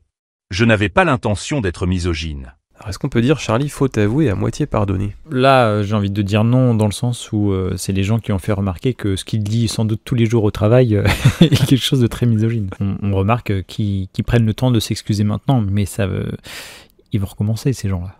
Tu crois? Alors on va revenir un petit peu dans le passé, Charlie, on va revenir plus précisément à 2011. Qu'est-ce que ça représente pour toi, 2011, au Japon? 2011 au Japon, je ne connaissais pas le Japon, non. En 2010, j'étais en Corée, mais 2011 au Japon, je sais pas. Eh bien, c'est Fukushima, très tristement célèbre tremblement de terre qui a causé... Merci d'avoir joué le jeu. Je me tape la tête, évidemment, Fukushima. Mais... Eh bien, on considère encore les conséquences de Fukushima parce que ce mois-ci, en tout cas au mois de juin, là, le vendredi 6 juin, la Cour d'appel de Tokyo a annulé une amende qui avait été prononcée contre 4 anciens dirigeants de l'opérateur TEPCO, donc l'opérateur électrique qui gère un petit peu toute la partie alimentation électrique de Tokyo et qui se fournissait notamment sur la centrale nucléaire de Fukushima qui a connu justement ces déboires. Alors ces 4 anciens dirigeants avait reçu une amende de quand même 84 milliards d'euros, donc c'est pas rien, il faudra quelques années pour rembourser. Je sais pas s'ils l'envoient par la poste, ça, dans la boîte aux lettres, ouais, je sais pas. Il faudrait qu'ils oublient de faire la redirection du courrier, comme ça ils n'auront pas d'amende. Mais en tout cas, ils n'auront plus besoin de se creuser la tête sur comment rembourser, parce que la Cour d'appel, comme on le disait, a annulé cette amende. Alors l'opérateur, donc comme on le disait, était celui de la centrale nucléaire de Fukushima, et les anciens responsables avaient été condamnés il y a 3 ans, en 2022, à verser cette somme dans le cadre d'une action judiciaire intentée justement par les actionnaires de TEPCO à la suite de la catastrophe nucléaire déclenchée par le tsunami. Alors les plaignants assuraient que cette catastrophe aurait pu être évitée, c'est facile à dire, si les mesures préventives avaient été mises en place, par exemple l'installation d'une source d'alimentation d'urgence en hauteur. Donc les accusés affirmaient, eux, que les risques étaient imprévisibles et le tribunal a tranché, je cite, « On ne peut pas considérer que les accusés aient eu la possibilité de prévoir ce tremblement de terre. » Et enfin, dernière news économie et pas des moindres pour ce podcast, Nippon Steel va bel et bien racheter US Steel, donc on en avait parlé quand même plusieurs fois également encore dans ce podcast. L'accord a bien été signé et on en avait parlé à plusieurs reprises puisque ni Trump ni l'administration de Biden n'étaient pour cause de mise en danger de la sécurité nationale des États-Unis. Donc on rappelle, US Steel, c'est une entreprise aux États-Unis et Nippon Steel donc au Japon. Et Nippon Steel, c'est le 4e sidérurgiste mondial qui avait fait d'ailleurs une offre de quasiment 15 milliards de dollars pour racheter US Steel en décembre 2023, donc c'est ça qui avait été retoqué à maintes reprises. Et aujourd'hui, Nippon Steel s'apprête à acquérir 100% de US Steel et promet des milliers d'investissements pour rénover ces infrastructures vieillissantes et donc moins compétitives. L'accord prévoit finalement 11 milliards de dollars de nouveaux investissements d'ici à 2028. Et plus d'engagement aussi en matière de gouvernance, de production et de commerce. À ce titre d'ailleurs, il y a une action préférentielle qui sera émise par le gouvernement américain, donc une sorte de pouvoir de décision, c'est-à-dire qu'il aura ce que l'on appelle un golden chair, un droit de veto sur certaines décisions de la part des États-Unis, donc ils pourront donner leur veto si besoin. C'est-à-dire qu'ils vont être quand même assez inclus encore dans cette société. C'est un partenariat qui est vraiment historique et qui va sauvegarder et créer pas loin de 100 000 emplois, en plus de créer une entité en termes de sidérurgie qui sera énormément compétitive, qui sera parmi les premières mondiales. Cet accord permet au Japon, qui est le plus grand sidérurgiste aujourd'hui, et aux USA, qui est le 4e plus grand sidérurgiste, d'obtenir un meilleur accès au marché américain, qui est croissant dans le domaine de l'acier. Et pour citer les 2 sociétés qui ont fait un communiqué, ensemble, Nippon Steel et US Steel seront un fabricant d'acier de premier plan au monde, avec les meilleures technologies et capacités de fabrication de leur catégorie. Il faut noter que US Steel, dans tout ça, conserve son siège social à Pittsburgh, avec une majorité de son conseil d'administration qui est composé de citoyens américains et qui conservera des postes clés de la société. On va également chercher à maintenir sa capacité à produire et à fournir de l'acier dans des sites de production américaine pour répondre à la demande du marché intérieur. Donc il y a aussi des choses qui vont rester évidemment aux États-Unis. Et le vice-président de Nippon Steel, Takahiro Mori a assuré partager l'engagement de Trump à protéger l'avenir de l'industrie sidérurgique américaine, des travailleurs américains et de la sécurité nationale américaine. Donc à voir dans tout ça si les droits de douane dans le futur vont plus ou moins impacter cette activité-là, vu qu'on sait que les droits de douane sont fixés notamment sur l'acier. D'après ce que j'avais compris, en fait, Donald Trump, alors c'est lui qui a un petit peu géré cet accord justement dont il ne voulait pas, et comme tu l'as dit, dont Biden ne voulait pas non plus précédemment. Mais c'est lui qui a vraiment géré les conditions un petit peu de l'accord pour le finaliser, parce que ça arrange aussi les États-Unis. Mais j'ai cru comprendre que, en tout cas pour l'instant, les droits de douane n'allaient pas varier, donc c'est pas forcément arrangeant pour Nippon Steel, en tout cas actuellement, à voir comment ça va évoluer dans le futur. Ouais. Alors on va passer à notre dernière rubrique, Charlie, de notre podcast Actu, qui est la culture populaire. Et on va parler bien entendu du Summer Game Fest, qui est l'événement jeu vidéo mondial qui succède à l'E3 et qui a eu lieu au début du mois, le 6 et 7 juin, à Los Angeles. Alors pendant quelques jours, et notamment au cours de la conférence d'introduction qui a duré quasiment 2 heures, on a eu pas mal de nouveautés jeux vidéo. Alors on va citer quelques-unes qui sont occidentales, par exemple Call of Duty Black Ops 7, The Witcher 4 qui a dû te faire très très plaisir, Charlie d'ailleurs. Oui, parce que j'ai adoré le 3 et celui-ci est vraiment sublime, même s'il montre surtout de la promenade, eh bien c'est une belle promenade. Alors il y avait aussi James Bond 007 First Light, The Cube, Atomic Heart 2, Jurassic World Evolution 3 ou encore le jeu français, le préquel, Plectel Legacy Resonance. Alors bien entendu, dans le cas de toutes ces annonces, le jeu vidéo japonais était à l'honneur et on vous a résumé quelques jeux qui ont été annoncés ou présentés un petit peu plus que ce qu'on savait jusqu'à présent, notamment Pragmata de Capcom, un jeu de tir à la 3e personne, tactique qui se déroule dans une station lunaire envahie par des IA hostiles. Alors on va contrôler un duo, donc c'est un astronaute de combat et puis une androïde qui a la forme d'une petite fille qui s'appelle Diana, et ça propose un gameplay assez innovant. Alors par exemple, pour abattre un ennemi, il faudra bien plus que lui tirer dessus, il faudra se servir des compétences de notre petite accompagnatrice pour pirater l'environnement. Donc ça, moi je suis assez content parce que j'aime bien les jeux à la 3e personne et pour le coup j'ai l'impression que Capcom se libère un petit peu. Ouais. Et puis tout ça, ça a l'air d'être en direct, c'est-à-dire que le hacking et le tir, ce sera sur le même temps, ce sera pas du tour par tour ou autre, ça a l'air sympa. Exactement. Et puis Capcom donc relance aussi une autre, pour le coup Pragmata c'est une nouvelle licence, mais là il relance aussi une autre licence, une ancienne licence, Onimusha, Way of the Sword. Donc c'est le retour de cette licence, mais cette fois-ci sous un format Souls-like, donc à la mode, où cette fois-ci on incarnera un samouraï durant l'ère Edo, qui devra entre autres repousser des créatures venues des enfers, donc peut-être des Oni. On va également reparler très rapidement de Stranger Than Heaven, qui est un jeu du studio Ryuga Gotoku de chez Sega, donc de la licence Yakuza. C'est un jeu d'action également à la 3e personne, qui cette fois-ci se passera dans un Japon des années 40, et qui semble tourner autour du combat de rue. Alors on n'a pas non plus vu énormément de choses, mais c'est vrai que pour ceux qui aiment bien la licence Yakuza, qui avaient envie de changer d'environnement par rapport aux choses un peu contemporaines, ça risque d'être assez sympa pour se balader dans le Japon des années 40. Parce que c'est en plus, je trouve une période qui n'est pas forcément beaucoup traitée. Ouais. Donc ça pourrait être visuellement, assez, ça avait l'air très canon. Ouais, tout à fait. Donc on va parler aussi un petit peu de jeux de combat avec Marvel Tokon Fighting Souls, qui est un jeu de combat en 2D. Donc cette fois-ci en 4v4, Charlie, on en parlait juste avant l'enregistrement, c'est un jeu de tag, tu n'auras pas 4 personnages ensemble. Mais c'est vrai que tu as noté que c'était un très beau visuel, je suis tout à fait d'accord avec toi.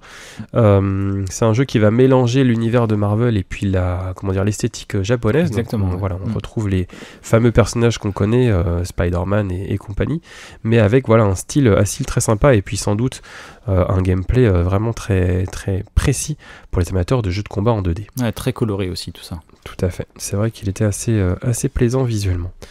Donc on citera également Resident Evil Requiem, qui est en fait Resident Evil 9. C'est l'annonce surprise, tellement surprise d'ailleurs qu'il y a eu un petit troll pendant la conférence. Ils ont dit non, on va pas en parler. Puis en fait, une demi-heure plus tard, ils l'ont présenté. Et qui a clôturé donc l'événement. C'était un peu le One More Thing. Donc c'est le 9e épisode de la fameuse série de jeux d'horreur dans lequel on va incarner Grace Ashcroft, agente du FBI dans la fameuse ville de Raccoon City. Donc c'est un peu un retour aux sources. Pour l'instant, on n'a pas vu grand-chose, mais la sortie étant prévue le 27 février 2026, je pense qu'on aura rapidement pas mal d'infos supplémentaires. Et j'avais noté quelques jeux aussi rapidement sur lesquels on va terminer. Final Fantasy Tactics Ivalice Chronicles, qui est un remaster d'un jeu qui est sorti il y a plus de 20 ans, qui est un jeu Final Fantasy Tactics très très célèbre et très apprécié en tout cas de la critique. Un jeu au tour par tour, voilà, sous forme d'un échiquier comme on le disait, qui a l'air... Enfin, moi en tout cas je ne l'avais pas fait à l'époque, je sais que c'est toujours quelque chose que j'ai regretté, donc ça va être l'occasion. On va citer également Silent Hill F, donc un jeu d'horreur également, cette fois-ci dans le Japon des années 60, avec pas mal de yokai. Ninja Gaiden 4, qui est un jeu d'action action plateforme par la Team Ninja, qui sont des jeux assez exigeants qui permettent de contrôler le fameux ninja de chez Sega. Et enfin, pour les amateurs de la licence, Persona 4 Revival, qui est un remake du 4e épisode de la fameuse série de RPG japonais. Et on continue sur la culture pop et on va faire un tour en France puisque le rappeur français Orelsan revient avec un nouveau film, un film 10 ans après son premier long métrage Comment c'est loin. Donc ce nouveau film est baptisé Yoroi, il est prévu pour le 29 octobre prochain.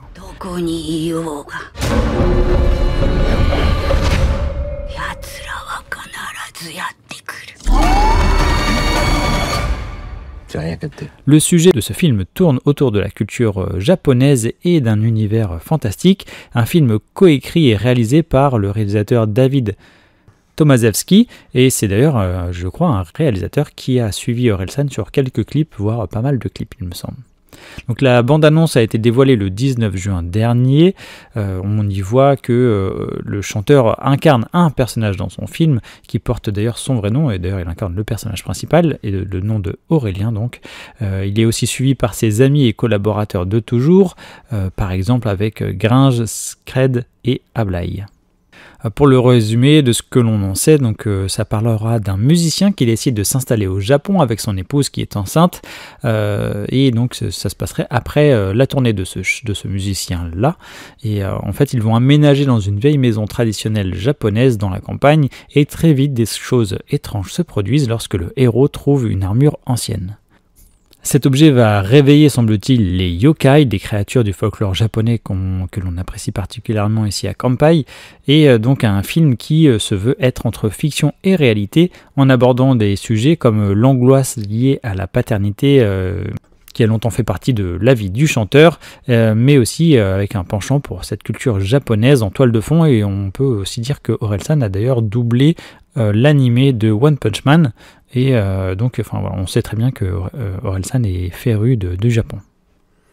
Moi j'avais beaucoup aimé Comment c'est loin. Je trouve qu'il a vraiment il a beaucoup de qualité artistique, que ce soit dans ses morceaux ou aussi là dans ses approches cinématographiques.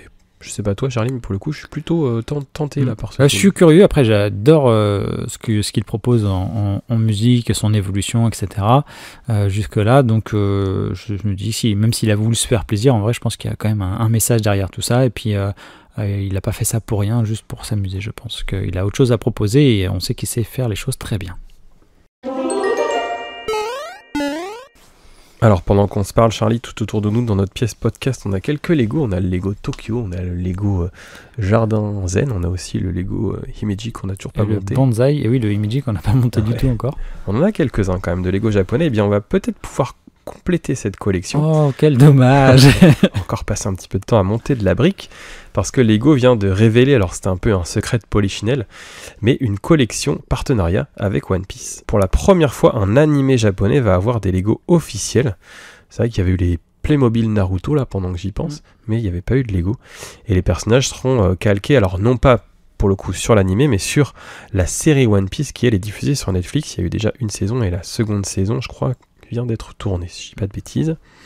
Alors comme les personnages de la série sont inspirés de l'anime qui eux-mêmes viennent du manga, les Lego de One Piece plairont forcément aux fans de la première heure également. Alors il y aura 5 produits différents, 5 sets de Lego One Piece.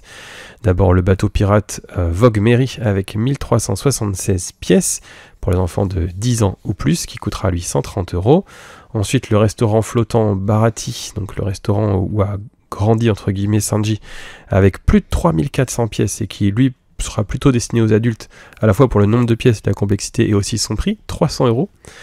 La bataille d'Arlong Park avec 926 pièces pour les 9 ans et plus à 80 €. Un petit peu moins cher le chapiteau de Buggy le Clown avec un peu moins de 600 pièces et 50 €. Et enfin le bar du village de Fuchsia avec 300 pièces pour 30 €. Donc les précommandes sont d'ores et déjà ouvertes aux États-Unis et au Japon, et le début des ventes en magasin et en ligne, ce sera assez rapide en fait, Charlie, c'est dans un mois, dès le 1er août. Et à n'en pas douter, vous en verrez sur beaucoup de décors de youtubeurs, et on en verra aussi, je pense, sous le pied de nombreux sapins de Noël au mois de décembre. Et maintenant, on va vous parler d'une collaboration avec Dragon Ball, puisque la ligne Tomica du fabricant de jouets, donc Takara Tomy, s'agrandit. Cette marque est comme la version, on va dire, japonaise des Hot Wheels, donc des petites voitures compactées moulées sous pression, qui sont très détaillées. Il y a beaucoup de fans, que ce soit les enfants ou les adultes, évidemment, et on vous renvoie là-dessus sur un article tout récent de Kampai que l'on a fait cette année. Donc souvent, on y rencontre des marques japonaises, Mazda, Nissan, etc., mais aussi Dragon Ball, puisque Dragon Ball fait une collab avec cette firme. Les premiers produits sont sortis, étaient le Nimbus volant de Goku et la moto de Bulma. Maintenant, il y a un deuxième lot qui s'apprête à sortir, c'est le Master Roshi ou Kameshin's Wagon, qui apparaît sur la couverture du 12e volume du manga. Il y aura aussi un autre modèle qui n'est pas un transport terrestre cette fois, mais aérien, l'hélico de l'armée du ruban rouge pour les nostalgiques de ce manga, du chapitre 70 du manga original. Si vous êtes au Japon et que ça vous intéresse, chaque pièce, le vélo et la moto peuvent déjà être commandés sur la boutique en ligne Takara Tomy Mall. Et pour les deux autres, la précommande a commencé le 30 juin dernier et l'expédition devrait être prévue pour la mi-août, si vous voulez acquérir ces jolis produits. Et toi Gaël, tu es revenu il y a quelques mois du Japon, et est-ce que tu as ramené des petites Tomica ? Ah oui, je te cache pas que je me suis fait avoir, entre guillemets. Non, c'est vrai que la collection est vraiment sympa, elle tourne constamment, et puis il y a aussi, c'est l'occasion de Dragon Ball, mais il y a beaucoup de collabos, comme ils disent, donc... Ah, ils disent comme ça ? Ouais. J'allais t'arrêter pour te dire, je crois qu'on a dit un gros mot. De collab. Par exemple avec l'univers Ghibli, avec l'univers Nintendo, enfin voilà, tu peux aussi acheter des Tomica, donc c'est vrai que le merchandising fonctionne très très bien au Japon, et je me suis fait avoir. T'as acheté des voitures ou est-ce que t'as acheté par rapport à une licence ? Alors j'ai acheté un kart de Mario Kart, ok. La voiture Pikachu, ok. et la 2 chevaux du château de Cagliostro. Ah ok, d'accord. Le premier film de Miyazaki. Ah oui, donc et celle-ci, tu l'as trouvée facilement après sur place ou Oui, après, soit tu en trouves par exemple à Tokyo Character Street, donc sous la gare de Tokyo, il y a une boutique Tomica. Il y en a une aussi, je crois que c'est à Ikebukuro ou à Shibuya, l'un ou l'autre. Et puis j'en ai même vu à Nagoya, à côté de Legoland, enfin on en trouve quand même assez facilement. Okay. Il y a, je suppose qu'il y a quand même un petit lien avec la rareté où ils arrivent à produire quand même pour que ça soit pas le cas justement. Elles sont toutes numérotées. Okay. Donc je crois même qu'il y a des collectionneurs, Marjorie en parlait dans son article. Okay. Bon après moi je suis pas à ce point là, mais oui ils font en sorte que y ait des éditions limitées, des éditions premium, des éditions en collaboration, etc. Donc je pense que si tu veux tout et un petit budget. Ouais. Donc, si vous voulez nous envoyer des petites Tomica à Kampai, n'hésitez pas. Côté pop culture, on peut vous parler de Sega qui fête ses 40 ans, des UFO Catchers, donc ces machines à pinces dont les touristes raffolent, et les japonais d'ailleurs raffolent dans les salles d'arcade entre autres. Et pour cet anniversaire, il y a une campagne qui s'appelle Triple On qui est organisée du 1er juin au 23 juillet, donc il vous reste encore un peu de temps au moment où ce podcast sort pour en profiter. Et à cette occasion, vous pourrez recevoir des coupons et autres réductions pouvant être utilisées dans les UFO Catchers par le biais de l'application Prizon. Donc si ça vous intéresse, il est encore temps, vous avez jusqu'au 23 juillet. Et toujours pareil, si vous gagnez des petits lots ou si vous êtes en train de jouer, vous pouvez toujours nous taguer sur Kampai, sur les réseaux sociaux, je pense à Instagram par exemple, pour des stories ou autres. Et maintenant, Gaël, on va pouvoir aborder ce que l'on a vu, lu ou entendu du Japon. Et pour ce mois-ci, ce sera toi qui vas parler puisque tu as acquis la console Nintendo Switch 2. Et oui, en bon pigeon Nintendo, j'ai acheté la Switch 2, non, sans surprise, c'était quand même prévu de longue date, on en parle depuis quelques temps. Donc effectivement, j'ai commandé la Switch 2 avec Mario Kart World, donc je vais vous parler un petit peu de ça. Alors la console en elle-même, c'est vrai que moi j'avais pas eu l'occasion de la tester avant. Alors on n'était pas allé la tester au Grand Palais pour le coup, donc c'était une totale découverte le jour de la sortie, là, début juin. Pour le coup, c'est vrai que à prendre en main, elle est assez agréable parce qu'elle est plus grande et il y a un toucher qui est assez agréable. Donc elle est vraiment plus intéressante quand tu l'as en main, notamment les Joy-Con étant plus grands. Sont plus agréables que nous pour nos mains d'occidentaux. L'écran aussi lui est plus grand.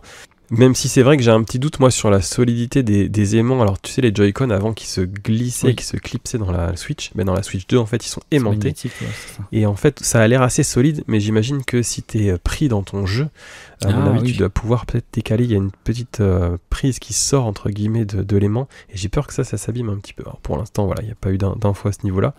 Là où je suis un peu plus déçu par contre c'est sur l'écran. Alors certes il est plus grand, mais il y a vraiment un retour en arrière, ça qui n'avait pas été trop dit par les journalistes, donc ça c'était un petit peu une déception quand j'ai allumé la console, parce que ce n'est pas un écran OLED contrairement à la dernière Switch, c'est un écran LCD, ce qui fait que en fait les noirs sont pas noirs, donc le contraste n'est quand même pas génial, c'est pour moi une régression quand tu es habitué à jouer à la Switch OLED.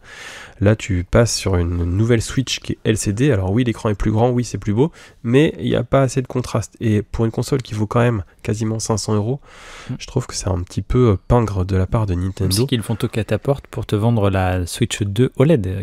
Ça c'est sûr que dans 3 ans ils vont nous faire repasser à la caisse. Et puis en termes de hardware, la dernière grosse évolution que j'avais envie de citer entre guillemets, c'était le mode souris qu'on peut tester un peu dans le jeu Welcome Tour là, dont je vais parler un peu plus bas. Pour l'instant moi ça me semble assez gadget, mais je pense que ça pourrait être assez intéressant, enfin en tout cas si Nintendo veut aller faire des incursions dans le monde du FPS, notamment avec ne serait-ce que Metroid Prime 4, ils vont pouvoir justement permettre aux joueurs de jouer comme ça sur une petite table ou même sur le genou. C'est vrai que ça marche, alors peut-être pas aussi bien j'imagine que sur une table, mais avec les Joy-Con tu pourras jouer sur ta table en mode souris. Alors au niveau jeu, j'ai bien entendu pris Mario Kart World, donc on avait vu ensemble lors de la présentation de l'annonce au mois d'avril.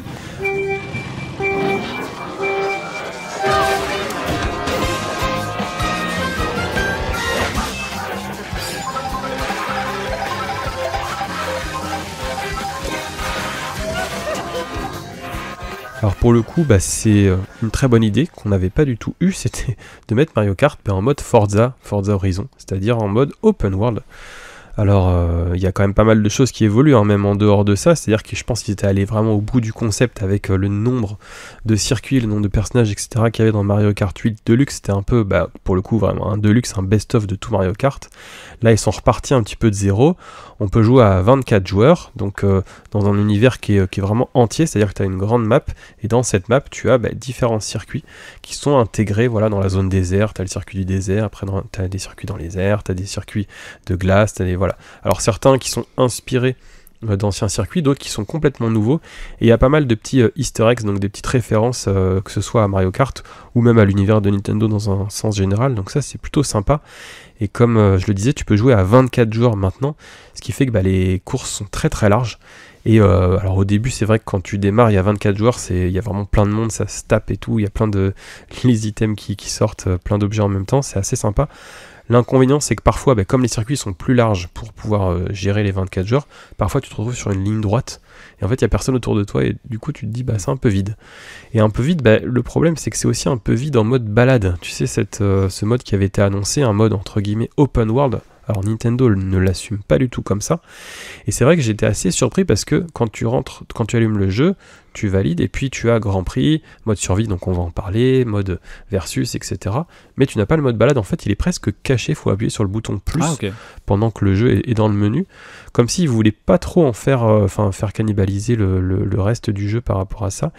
Mais ce qui est un peu dommage je trouve, c'est que autant il y a des choses à trouver, des petites missions cachées, des petites pièces à récupérer, des choses comme ça, autant le monde est tellement grand au final que c'est parfois un peu vide. En tout cas, j'ai été un peu surpris parce que j'avais des gros espoirs sur cet open world, sachant que quand même Nintendo a réinventé l'open world avec Zelda. C'est Monolith donc, qui fait les Xenoblade, qui a travaillé aussi dessus. Et pour le coup, je te dis, c'est bon. On peut y passer un peu de temps, mais je trouve que c'est relativement vide quand même. En tout cas, je me demande s'il va pas y avoir des mises à jour. Oui, ce que j'allais dire, pour le densifier. On peut espérer ça, si c'est Mm. un souci relevé par pas mal de joueurs dans le monde. Mm. Sinon, c'est vrai que bon, c'est aussi marketing un peu, peut-être la vitrine, se dire qu'il y a un open world, en fait, pas tant que ça pour l'instant en tout cas. Mais ce qui est bizarre, c'est que c'est un jeu qui est quand même développé depuis 8 ans, parce que je pense qu'ils avaient pas pensé que Mario Kart 8 Deluxe et surtout la Switch allait durer aussi longtemps. Et on pouvait s'attendre quand même à avoir quelque chose d'un peu plus dense. Alors je dis pas que le contenu est pauvre, parce que les circuits sont vraiment très très bien travaillés, il y a énormément de raccourcis, etc. Il y a même des nouveaux types de gameplay, c'est-à-dire que tu peux faire un saut en ligne droite, tu peux aussi faire du dérapage sur les rails, tu peux rouler sur des rails en fait dans les circuits, tu peux même rouler sur les murs. Donc quand tu commences à maîtriser au fur et à mesure un petit peu plus ces nouvelles fonctionnalités, tu t'aperçois que le jeu est beaucoup plus profond qu'il en a l'air, ce qui est très souvent le cas avec les jeux Nintendo d'ailleurs. Mais c'est vrai qu'on a l'impression d'un peu un jeu en demi-teinte, parce que tu fais quand même vite le tour des grands prix, et même s'il y a le mode survie, c'est vrai que finalement c'est un jeu qui va pas avoir énormément de profondeur en solo. En tout cas, il va vraiment se révéler plus en mode online ou en mode versus. Alors le mode survie, justement, pour le développer, donc comme tu as 24 personnages, tu fais un enchaînement de courses, donc c'est une très grande course de Mario Kart. Ça, l'idée, je trouve qu'elle est géniale, parce que tu as 6 ou 7 circuits d'affilée, donc la course dure 15 ou 20 minutes au total, et en fait toutes les 2-3 minutes dans ton parcours, les 4 derniers sont éliminés. Donc au début, tu roules à 24, premier checkpoint, tu dois être dans les 20 premiers, ensuite 16, 12, 8, 4, et à la fin, il faut que tu sois premier. Donc ça, c'est vraiment sympa, parce qu'en fait, tu fais une course seamless, donc sans transition, et tu traverses différents circuits, et les entre-circuits aussi, et ça, c'est très très bien fait. C'est vraiment un mode qui est vraiment intéressant. Enfin, moi, en tout cas, du coup, tu sens qu'il y a une course jusqu'au bout, tandis que des fois, il y a des courses, je trouve, où ça fait un peu vite, comme tu dis. Donc là, il y a toujours cette pression-là. Là, tu t'en es pas une minute. Un peu comme dans les Battle Royale, avec une zone qui se rétrécit, etc. C'est un peu différent, du coup, donc c'est pas mal. Non, là, c'est une super idée. Alors pour le coup, donc là, le jeu est juste sorti, il y a pas mal de costumes et de véhicules à récupérer, mais je serais pas surpris que dans quelques temps, on nous annonce des DLC, des téléchargements supplémentaires, notamment pour avoir des nouveaux personnages, pour avoir le mode 200 cm3, parce que c'est vrai que j'ai trouvé que le mode 150 était peut-être pas aussi rapide que je l'attendais, vu que les circuits sont plus larges, ça paraît peut-être un peu moins rapide, et pourquoi pas, comme on le disait, densifier la carte. Et puis je me suis aussi pris ce qu'ils appellent le Welcome Tour. Donc pour le coup, j'ai lâché 10€. Pourquoi je dis ça? Parce que, à mon avis, ça aurait vraiment être dû à un petit jeu fourni avec la Switch 2. Je trouve que là, pour le coup, Nintendo a été un petit peu radin. Quand on voit qu'en face, la PS5 avait fourni Astrobot, alors je vais pas dire que c'est une démo, mais c'est un jeu qui dure quand même 3, 4, 5 heures en fonction de ce qu'on veut faire, qui a même des trophées. Il l'avait offert avec la PS5. Là, le Welcome Tour, Nintendo le rend payant à 10€. Ils auraient, je trouve, au moins pu le mettre gratuit dans l'abonnement Nintendo Switch Online. Et en plus, je dis ça parce que moi j'ai trouvé le jeu assez ennuyeux en vrai. Alors c'est une sorte de musée interactif. Tu te balades dans une Switch géante, t'as un petit personnage. Tu vas lire des panneaux, trouver des panneaux déjà, les lire, répondre à des quiz sur le fonctionnement de la Switch 2. Il y a quelques mini-jeux, mais en vrai ils sont très court et pas très passionnant. C'est qu'on n'est pas du tout d'un niveau d'un WarioWare ou ce genre de choses. Et en plus, chose qui m'a un petit peu gonflé pour parler crûment, c'est que on doit tout trouver dans une zone pour pouvoir passer à la zone suivante. C'est-à-dire que tu commences sur le Joy-Con gauche, tu dois tout trouver pour accéder à l'écran de la console, et une fois que tu as fait l'écran, il faut tout faire pour accéder au Joy-Con droit, qui répète un peu ce que tu as vu pour le Joy-Con gauche. Je t'avoue que je suis pas allé très très loin. Et ça, je suis un peu déçu de ce qu'a fait Nintendo là en réalité, parce que je pense que c'est un petit peu un move un petit peu radin de leur part. J'ai pas encore pris les upgrades de Zelda, parce que moi j'ai adoré les 2 Zelda sur la Switch. Ceux qui ne les ont pas encore fait, a priori il faut vraiment le faire. Pour 10€ par jeu, c'est pas donné, mais tu as une mise à jour avec la 4K HDR et les 60 FPS. Donc tu as un jeu qui est vraiment dans une résolution et des performances qui sont adaptées à la qualité de ces 2 jeux en open world. Et est-ce qu'il y a un jeu qui a été annoncé qui tenterait justement, qui est adapté à cette Switch 2 ? Donkey Kong Bonanza, hein. En réalité, il n'y a pas eu 36 jeux d'annoncés pour l'instant. Je pense qu'ils se concentrent beaucoup sur le lancement. Donkey Kong Bonanza, il sort, sauf erreur, le 17 juillet, donc ça va arriver assez vite. Pour moi, c'est un jeu de la team Mario Odyssey, mais je trouve que la présentation qu'ils ont faite là il y a quelques jours, la vidéo d'1 quart d'heure, Nintendo Direct, a vraiment développé un petit peu ce qu'ils avaient en tête, et moi, il m'a semblé assez amusant. En tout cas, il m'a bien chauffé, donc ça, je vais clairement le faire. Et Metroid Prime 4, mais je crois que c'est plutôt en fin d'année. En dehors de ça, on n'a pas eu beaucoup d'infos. S'il y a un autre jeu qui m'intéresse, mais c'est hyper niche, c'est un jeu, le Rhythm Tengoku, c'est les mini-jeux de rythme. Alors ça, je suis très très fan. C'est un truc très Nintendo. Et je crois que ça sort en 2026, mais ça, c'est assez confidentiel. Grosso modo, voilà ce que j'ai en tête pour la Switch 2. Mais je pense que Mario Kart World va déjà, en tout cas à plusieurs, tenir quelques temps. Et Gaël, merci pour cette présentation et ton avis sur la Switch 2. Et maintenant, on va pouvoir passer au récurrent du mois. Donc Gaël, dans ce que tu as vu et fait du Japon pour ce mois de juin, tu nous parlais du Welcome Tour. Eh bien, je vais enchaîner avec un autre jeu vidéo, sans doute bien plus ambitieux que celui-ci, et bien plus travaillé. Il n'est pas gratuit pour autant, mais nous on a eu la chance de le tester en avant-première, donc sur la PS5. Il s'agit de Death Stranding 2 de Hideo Kojima, donc le célèbre créateur de jeux vidéo dont le cultissime Metal Gear Solid. Et bien Death Stranding 2, lui, est sorti le 26 juin dernier. On a pu y toucher quelques temps en avance, et donc on n'est pas des experts dans la critique jeux vidéo, mais en tout cas on va vous transmettre ce que nous on a ressenti de ces quelques heures passées manette en main, donc une dizaine d'heures. Et d'ailleurs, on remercie beaucoup Julien, du coup, de chez Sony France, qui nous a fourni ce code et qui a pu te permettre, Charlie, de tester Death Stranding 2 en avance. Ouais, merci beaucoup. C'est un plaisir de mettre la main sur ce type de jeu qui propose un vrai univers, et c'est un peu le but aussi de cette chronique-là, c'est de vous dire ce que nous on en a pensé. C'est un titre qui était très attendu. C'est la suite du premier volet qui est déjà culte. C'est une vraie anomalie, on va dire, dans le monde du jeu vidéo. Et c'est vrai que tout ce qui sort un peu de la tête de Hideo Kojima, c'est forcément un jeu pas comme les autres. Donc c'est pour ça qu'on prend le temps d'en parler ici.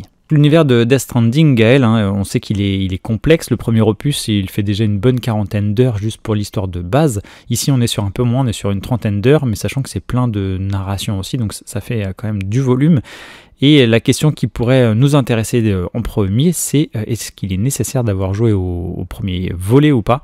Eh bien, moi je dirais que non, parce que moi je ne l'ai pas fait le 1, je me suis renseigné sur le sujet, j'ai pas mal de copains qui sont fans de ce jeu, mais moi j'y avais pas touché encore. Il faut savoir que le jeu il propose dès le début un très bon résumé en 17 slides qui sont plus narrés, c'est-à-dire qu'on n'a même pas à lire si on veut, c'est illustré, il n'y a pas de vidéo, mais en tout cas c'est joliment illustré. C'est très synthétique mais en même temps très clair, même si le jeu est beaucoup plus fourni que ça au final. C'est vrai qu'avec ce genre d'univers très travaillé, si vous avez fait le 1, c'est mieux. C'est comme, je prends en référence Last of Us. Je ne conseillerais pas, moi, personnellement, de faire le 2 si on n'a pas fait le 1. Mais ça se fait quand même. Là, peut-être que j'ai été moins attaché au personnage, ou il y a moins de résonance par rapport à l'histoire, parce que je ne connaissais pas le 1 jusque-là. Donc ce deuxième épisode, il commence 11 mois après la fin du premier. Donc le monde, il est toujours aussi dévasté. Pour rappel, on est dans un futur ravagé par un phénomène surnaturel appelé justement le Death Stranding, où la scission entre le monde des morts et des vivants a été brisée, voire même chamboulée ou mélangée, on pourrait dire. Par exemple, si il y a un mort, il faut vite l'incinérer parce que sinon ça crée une véritable bombe au sens littéral du terme. Tout est détruit sur son passage. J'ai été seul pendant tout ce temps. Tu te trompes. Nous resterons toujours connectés. Tu ne seras jamais seul. Pour le salut de l'avenir, nous devons tous nous unir. Une fin appropriée pour toute l'humanité. Ici donc, dans le deuxième volet, on incarne toujours Sam Porter Bridges, qui est un livreur solitaire chargé de reconnecter les dernières poches de civilisation en livrant du matériel. Et c'est ce qui fait que ça détonne dans le monde du jeu vidéo, c'était d'incarner un personnage qui en fait là, presque en livreur UPS, a livré ses petites valises à droite à gauche. Et donc cet homme voyage à travers des terres qui vont être hostiles, hantées par des créatures invisibles, celles en fait qui symbolise un peu la mort, hein, ces morts qui n'arrivent pas à rejoindre leur territoire.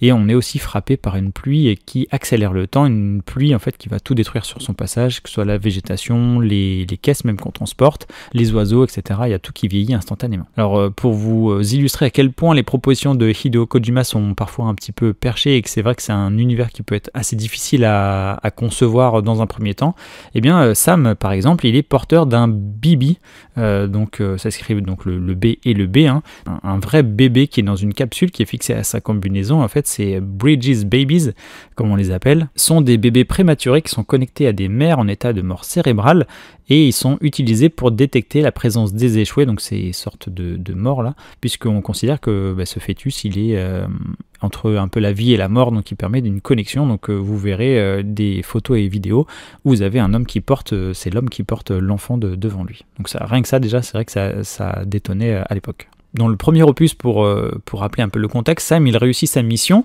En fait, il va réunifier ou en tout cas reconnecter les UCA, donc c'est les villes des États-Unis d'Amérique qui sont reconnectées par le réseau chiral, donc ce qu'on peut appeler une sorte d'internet plus quoi. Et une fois qu'il a réussi à faire cette reconnexion. Donc là déjà on voit qu'il y a dans le jeu il y a une grosse dimension politique, poétique, éthique aussi, utopique et même logistique, parce qu'il y a toute une logistique vraiment pour faire ça, dont les livraisons que fait Sam.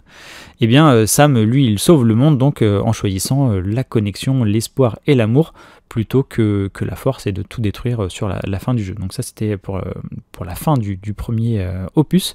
Et quand on démarre le 2, Sam, notre héros, donc il a changé de vie, il élève Lou, le bébé qu'il avait au début, en fait il l'a sauvé dans le 1 et Lou on s'aperçoit que son bébé est vivant, donc on le retrouve en pleine paternité, donc ce qui l'a changé forcément, lui s'est coupé du monde, il veut pas qu'on sache que Lou existe, etc. pour pas qu'elle soit récupérée, parce que Lou reste un produit d'une entreprise.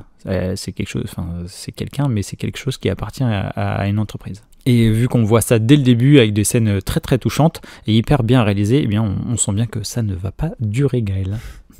Et effectivement, il y a une protagoniste du premier opus qui revient, qui va retrouver Sam et qui lui demande de repartir à l'aventure pour connecter cette fois le Mexique aux UCA.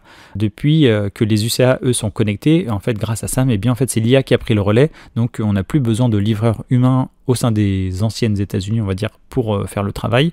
Par contre, tout ce qui est autour est hors connexion, donc on lui propose de reconnecter le Mexique, et là encore il y a une dimension politique puisque Sam il hésite et il se dit est-ce que c'est pas en fait pour annexer le Mexique et asseoir encore un peu plus son pouvoir plutôt que d'être gentil et de faire en sorte que les gens se reconnectent les uns les autres. Et d'ailleurs je t'avais pas dit Egal, mais le jeu à ce moment là il propose un choix. Moi j'ai dit non parce que j'étais plutôt de l'avis de Sam de dire non, j'ai pas envie de faire ça, et le jeu te met face à une situation qui est assez étonnante. En tout cas dans le jeu vidéo j'avais pas encore vu ça, donc je vous laisserai découvrir. Si vous dites non, eh bien je vous laisserai découvrir la répercussion de cette décision. Après, concernant l'histoire, je ne vais pas vous en dire plus pour pas divulgacher le plaisir de découvrir tout cet univers qu'il a mené déjà dans le premier. Il arrive à encore plus le développer dans le deuxième, évidemment. En termes de gameplay, peut-être, je peux plus en parler, puisque côté visuel et gameplay, pour moi, ça a été une claque contemplative dès le début, et contemplative pas dans le sens un peu chiant du terme, c'était vraiment époustouflant, j'ai trouvé, et on a l'impression d'être dans un National Geographic, je dirais, puisqu'on voit, donc il faut savoir qu'on est à l'extérieur, dans un milieu très hostile, donc les lumières, les reliefs, les nuages, l'horizon, etc., c'est vraiment grandiose. On sent vraiment que c'est un petit bonhomme au milieu d'un océan de solitude, quoi, on va dire, dans cet univers-là. Et le cœur du gameplay, ça reste évidemment la marche ou le déplacement en véhicule, mais surtout la marche, puisqu'on est un livreur, et non, c'est pas ennuyeux, en tout cas pas tant que ça pour l'instant, au bout d'une douzaine d'heures, contrairement ce que j'aurais pu penser, et ce que je pensais d'ailleurs du premier opus en le voyant de l'extérieur. Côté mouvement, c'est une totale découverte pour moi, puisque Hideo Kojima a poussé le concept quand même à fond, On est un livreur qui porte des charges lourdes via un exosquelette, donc c'est difficile de se mouvoir en terrain hostile, donc il y a de la roche, il y a des pluies qui sont hyper dangereuses, il y a quoi d'autre, il y a des séismes, il y a des crues aussi, des séismes quand tu es en pente. Tu vois vraiment les cailloux débouler vers toi, il faut que tu te carapates sur le côté pour les esquiver, etc. C'est vraiment très bien fait. La pluie, le vent, etc. C'est dingue en termes de météo ce qu'ils ont pu faire avec ce moteur graphique. Et il faut gérer donc l'équilibre, le poids de son sac, et les obstacles aussi. Donc on sent que c'est c'est la merde quoi, tout le temps. Et pour ça, pour vous accompagner, ce que j'ai trouvé vraiment moi le plus immersif jusque là, c'est vraiment le retour haptique de la manette de PS5. Pour moi c'était vraiment un gadget et ça me servait dans aucun jeu. La PS5 là-dessus a fait des merveilles, et que ce soit sur les textures du sol, l'impact du vent, ça peut être les battements du cœur aussi qu'on peut ressentir dans la manette, et même tout ce qui est ambiance sonore, tout vraiment, c'est recharger vos manettes, parce que moi ça fait déjà 2 fois que je la mets à recharger, parce que vraiment il y a de l'haptique partout, et c'est vraiment chouette. Alors pas dans les gâchettes j'ai l'impression, en tout cas il n'y a pas de force vraiment, en tout cas j'ai pas eu l'occasion de le vivre ça, mais les vibrations sont vraiment incroyables. Et enfin là-dessus, je dirais qu'il y a 0 bug, c'est hyper bien optimisé. On sent qu'on a acheté un jeu terminé, quoi. C'est pas comme ce qu'on a tendance à subir en ce moment, des jeux qui sont sortis un peu à la va-vite. Là, pas du tout. Oh, il est connu pour ça, pour avoir des jeux assez finis. Et pour en terminer avec ce que j'ai à vous dire sur le gameplay, donc déjà il se découvre vraiment petit à petit. Là en 12 heures j'ai l'impression que je commence tout juste à pouvoir être libre de jouer et de comprendre un peu ce que je fais.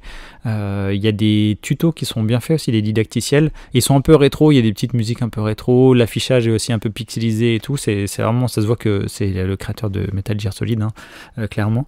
Ils sont vraiment bien faits. À savoir que c'est l'organisation de votre sac à dos qui va prendre une grande partie de votre temps. Donc les menus sont quand même assez ergonomiques, c'est bien fait. Mais c'est vrai que ça peut faire un peu peur. C'est pas fait pour tout le monde, je dirais, pas mettre entre toutes les mains, puisqu'il faut avoir du temps. C'est pas un jeu pour lequel on va jouer 20 minutes, je pense, parce que même une livraison c'est un peu long des fois. Faut avoir du temps devant soi, quoi. On peut pas faire ça entre 2 biberons comme j'ai essayé de faire en ce moment, par exemple. Et ce que j'ai apprécié avec ce jeu, ce qui m'a le plus marqué jusque-là, c'est que, évidemment, Hideo Kojima, il a plein de messages dans son jeu, et celui que j'ai beaucoup apprécié, c'est celui sur sa philosophie liée à la connexion, puisqu'on va devoir partager des ressources, il y a de l'entraide dans le jeu, c'est l'importance aussi de la transmission du savoir scientifique comme bien commun. Je trouve que ça c'est très bien mis en avant, et c'est dit texto dans le jeu, et on le ressent manette en main, puisqu'on doit aider à ça. Et si en gros le jeu il te dit tu n'y arriveras pas tout seul, il faut que tu fasses quelque chose pour les autres, et que ce que toi tu fais ça va aider les autres aussi. Ça j'ai trouvé ça très, très bien, je m'attendais pas à vivre ça dans un jeu vidéo. Par exemple on va construire des infrastructures, ces infrastructures elles vont rester pour d'autres joueurs, donc si les autres les empruntent, ça nous fait des likes. Moi je peux emprunter des échelles ou des cordes que les autres ont mis pour franchir des obstacles, ça fait des likes aussi. On peut avertir de danger. Dans ce désert on se rend compte qu'on vit grâce aux autres, et du coup quelque part on sent bien que si je pose cette échelle, peut-être c'est pas hyper utile pour moi, mais pour quelqu'un d'autre ça sera utile. Donc c'est une très belle sensation que j'ai eu manette en main, c'est assez rare du coup. Puis c'est un symbole de la connexion du coup, au sens premier du terme. Oui. Ah oui, la connexion, on la sent tout. Parce que j'avais entendu parler du Death Stranding 1 du coup, qui misait sur ça avec les likes et tout, mais pour moi c'était un peu obscur. Et même là j'ai eu du mal dans celui-ci à comprendre vraiment le principe. Et au bout de quelques heures de jeu, je me suis dit, si en fait, quand je passe là, moi, il faut que je mette des likes, utilisez à fond ce que les autres font, et vous, mettez des échelles partout, des cordes partout, et ça fait augmenter, il me semble, en plus, le niveau du personnage. C'est pas un arbre de compétences comme dans d'autres jeux, c'est plus vous aidez, et plus votre personnage va être après habile, etc. Et vous êtes un livreur UPS beaucoup plus performant, quoi. Et si j'avais une limite à aborder, Gaël, donc, parce que tout n'est pas parfait encore dans le jeu évidemment, eh bien de mon point de vue ce serait Sam, puisque je trouve qu'il manque un peu d'émotion. Je l'ai trouvé très éteint comme personnage, et à un moment donné il y a des moments qui sont très forts où je me dis mais là c'est quand même dramatique ce qui se passe, et le Sam avant et le Sam après cet événement là est le même. Donc soit c'est parce que j'ai pas encore de lien, que j'ai pas compris d'où venait vraiment Sam, vu que je n'ai pas fait l'épisode 1. Ça c'est vrai que ça m'a un peu manqué. Je me suis dit là mec il vient de passer un truc hyper grave dans ta vie, et t'es le même après quoi. Donc ça fait un peu bizarre, mais sinon le reste, la qualité qui est mise en avant dès le début du jeu, je trouve qu'elle reste, tandis que par exemple à Assassin's Creed, eh bien j'étais bluffé les premières minutes, et au bout de 4 heures j'avais fait le tour du jeu parce que c'était très ennuyant, tandis que là on pourrait croire que faire de la marche et préparer son sac à dos c'est ennuyant, et là au bout de 12 heures je me dis bon, j'ai pas encore compris, il me faut bien encore 10 heures pour apprécier le jeu, mais j'ai envie de le faire quoi. Ça c'est... J'aime bien quand un jeu vidéo vient te titiller là-dessus, genre te dire t'as pas fait le tour, gars, t'es loin d'avoir compris vers quoi on veut t'amener, et même en termes de scénario pour l'instant je sais pas trop où il veut nous amener. Ouais, puis c'est un jeu, c'est souvent des jeux à twist avec des scénarios qui sont assez travaillés quand même, les jeux de Kojima. Donc là oui, peut-être que tu vas avoir une révélation dans 5, 10, 15, 20 heures qui va t'expliquer pourquoi il n'y a pas de réaction. Donc là, j'ai fait en sorte de jouer quelques heures d'affilée, quand même, vu qu'on avait la chance d'avoir la main dessus. Mais là, je vais continuer l'aventure. Et si je dois en faire une conclusion, c'est une œuvre pour moi qui est marquante. Hein. C'est vraiment une œuvre d'auteur. Et c'est un jeu qui est très immersif, collaboratif et assez déroutant. C'est ce que moi, j'en retiendrai. C'est ce côté déroutant ça peut être clivant pour des joueurs, je pense, ou des joueuses. Mais moi, c'est ce qui me plaît, ce qui m'a accroché. Donc, j'ai hâte de sortir de cet enregistrement, Gaël, et puis d'y retourner dans quelques heures. Bien oui, comme chaque mois, alors on va pas s'éterniser dessus, mais le yen est toujours faible, il s'est même permis de s'affaiblir encore. Et puis qu'à un moment où on enregistre, on est à 168 yens pour 1 euro, donc c'est très impressionnant, on revient quasiment vers les records qu'on avait il y a quelques mois. Encore et toujours le moment d'acheter du yen et de voyager au Japon, donc n'hésitez pas à vous rendre sur Kanpai pour aller un petit peu creuser tout ça. En termes de fréquentation touristique, pareil, on bat record sur record. Alors le mois d'avril était le all-time, je dirais, avec 3 900 000. Là, au mois de mai, on a eu 3 700 000 visiteurs étrangers qui sont arrivés au Japon. Ce qui fait que là, sur les 5 premiers mois de 2025, il y a eu plus de 18 millions de voyageurs au Japon, ce qui est quasiment le chiffre qu'on avait en 2015 en seulement 5 mois. Moi, je ne serais pas surpris qu'on arrive à 40 millions cette année. Concernant les podcasts que nous avons diffusés au mois de juin, eh bien vous pouvez retourner donc sur vos plateformes de streaming préférées pour écouter le voyage au Japon en juin, donc le podcast que j'ai pu enregistrer avec Marjorie. Tu as fait l'interview de Chloé Voitier, qui est rédactrice en chef au Figaro Économie, dans une section tech et médias, donc c'est une fan du Japon avec qui tu as pu longuement échanger. Et avec Marjorie, on a parlé d'une destination en particulier qui a été Takayama. Et pour le mois de juillet, ce que l'on vous propose, eh bien, c'est de partir avec nous en voyage pour comment voyager en juillet au Japon. Ce sera diffusé le 9 juillet. Le 16 juillet, on fait une pause et ensuite on reprendra le 23 juillet avec une destination qui sera Himeji. Et le 30 juillet, on diffusera le podcast Actualité qui concernera donc ce mois-là. En termes d'articles publiés au mois de juin sur Kanpai, on a commencé le mois avec l'hôtel Royal Park Canvas Fukuoka, donc dans le Kyushu. Ensuite, on est allé du côté de Kochi pour découvrir le grand temple Chikorinji.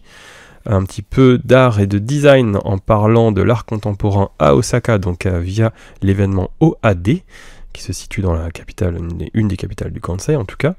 On est remonté dans la capitale, à Tokyo, pour voir les milliers d'hortensias en fleurs au sanctuaire Hakusan Jinja. Vous parliez de Takayama avec Marjorie, eh bien on a également publié un article sur Takayama Jinya, qui est l'ancien office gouvernemental de cette cité féodale dans les Alpes japonaises.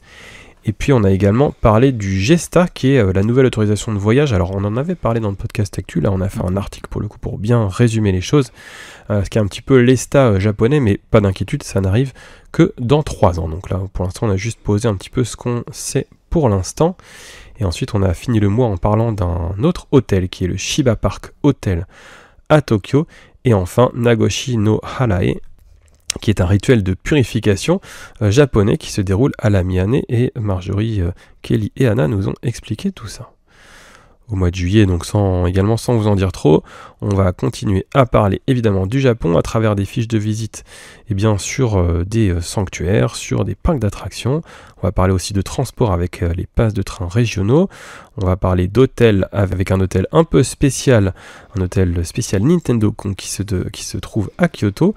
On va parler de fêtes spéciales, parce que comme vous le disiez aussi dans le podcast Voyage, et bien en juillet il y a plein d'événements très intéressants estivaux au Japon. Et puis on va également vous parler d'une petite, alors ça on vous en avait pas parlé, une petite exclue, notre tome 2 donc du voyage au Japon, notre livre sur les visites à faire au Japon, a été mis à jour par Kelly, et il sort, donc cette mise à jour sort au mois de juillet, et on va vous publier un article pour vraiment vous expliquer un peu tout ça. C'est peut-être aussi l'occasion de vous en parler dès maintenant, en tout cas de remercier, comme on le fait chaque mois, les lecteurs et lectrices qui nous ont réservé des packs soutien. Alors qu'est-ce que le pack soutien, Charlie ? Eh bien, c'est un pack dans lequel vous allez avoir des e-books pour améliorer, ou en tout cas avoir des bases pour la langue japonaise. Et puis vous allez avoir donc tous les tomes que l'on a diffusés jusqu'ici. Donc il y en a 3 dédiés au voyage, 3 différents évidemment, et 2 dédiés à des destinations. Donc il y en a un gros sur Tokyo et l'autre sur Kyoto. Tous ces tomes renferment des photos et des illustrations faites par Kanpai. Donc tout est écrit par nous-mêmes, sans IA. Et dans les 2 tomes dédiés à des destinations, bien, vous avez aussi des cartes faites par nos équipes. Voilà, donc très gros travail en particulier de Kelly et accompagné par Marjorie. Également, Charlie, tu avais réalisé les cartes. Donc ces livres sont faits par l'équipe de Kanpai, 5 tomes. Vous pouvez acheter les 5 tomes. Donc il y a quand même pas mal de pages. Oui, on avait compté l'autre fois, mais je ne les ai plus en tête. Dans les 700-800 pages, je crois, au total. Bon, c'est 5 tomes, donc ça se lit très très bien. Et le pack des 5 tomes coûte 80 €, mais vous pouvez également acheter le pack soutien, donc pour recevoir tous les livres, ainsi que nos e-books, et soutenir Kanpai en même temps. Alors pour le mois de juin, on va remercier Marion, Pascal et Sophie qui ont acheté le pack soutien Kanpai, et on les remercie très chaleureusement parce qu'ils nous permettent, entre autres, de poursuivre nos activités. Eh bien, il est temps, Gaël, de conclure ce long podcast actualité que l'on a eu plaisir à préparer avec Anna. Et on vous remercie évidemment toutes et tous très chaleureusement pour votre accueil de ce podcast qui continue à toujours bien fonctionner. On vous remercie aussi, et si ce n'est pas le cas, n'hésitez pas à le faire, à noter que ce soit les articles sur Kanpai ou noter ce podcast. D'ailleurs, vous êtes quand même plusieurs à avoir noté le podcast, notamment sur Apple Podcast. Donc on vous remercie encore. Ça nous fait très plaisir et puis ça nous a permis de tenir. Et d'ailleurs, on va bientôt enregistrer le 100e épisode et donc c'est vrai que ça arrive vite au final, donc merci encore. Et puis c'est toujours pareil, si vous êtes au Japon et qu'il y a quelque chose qui fait référence à ce que vous avez pu entendre ou lire sur Kanpai, eh bien n'hésitez pas à nous taguer dessus, on se fera un plaisir de vous reposter. Merci encore Gaël et puis on vous dit à toutes et à tous à très bientôt. Merci Charlie et à bientôt. Au revoir. Retrouvez plus d'actualités Japon sur nos podcasts.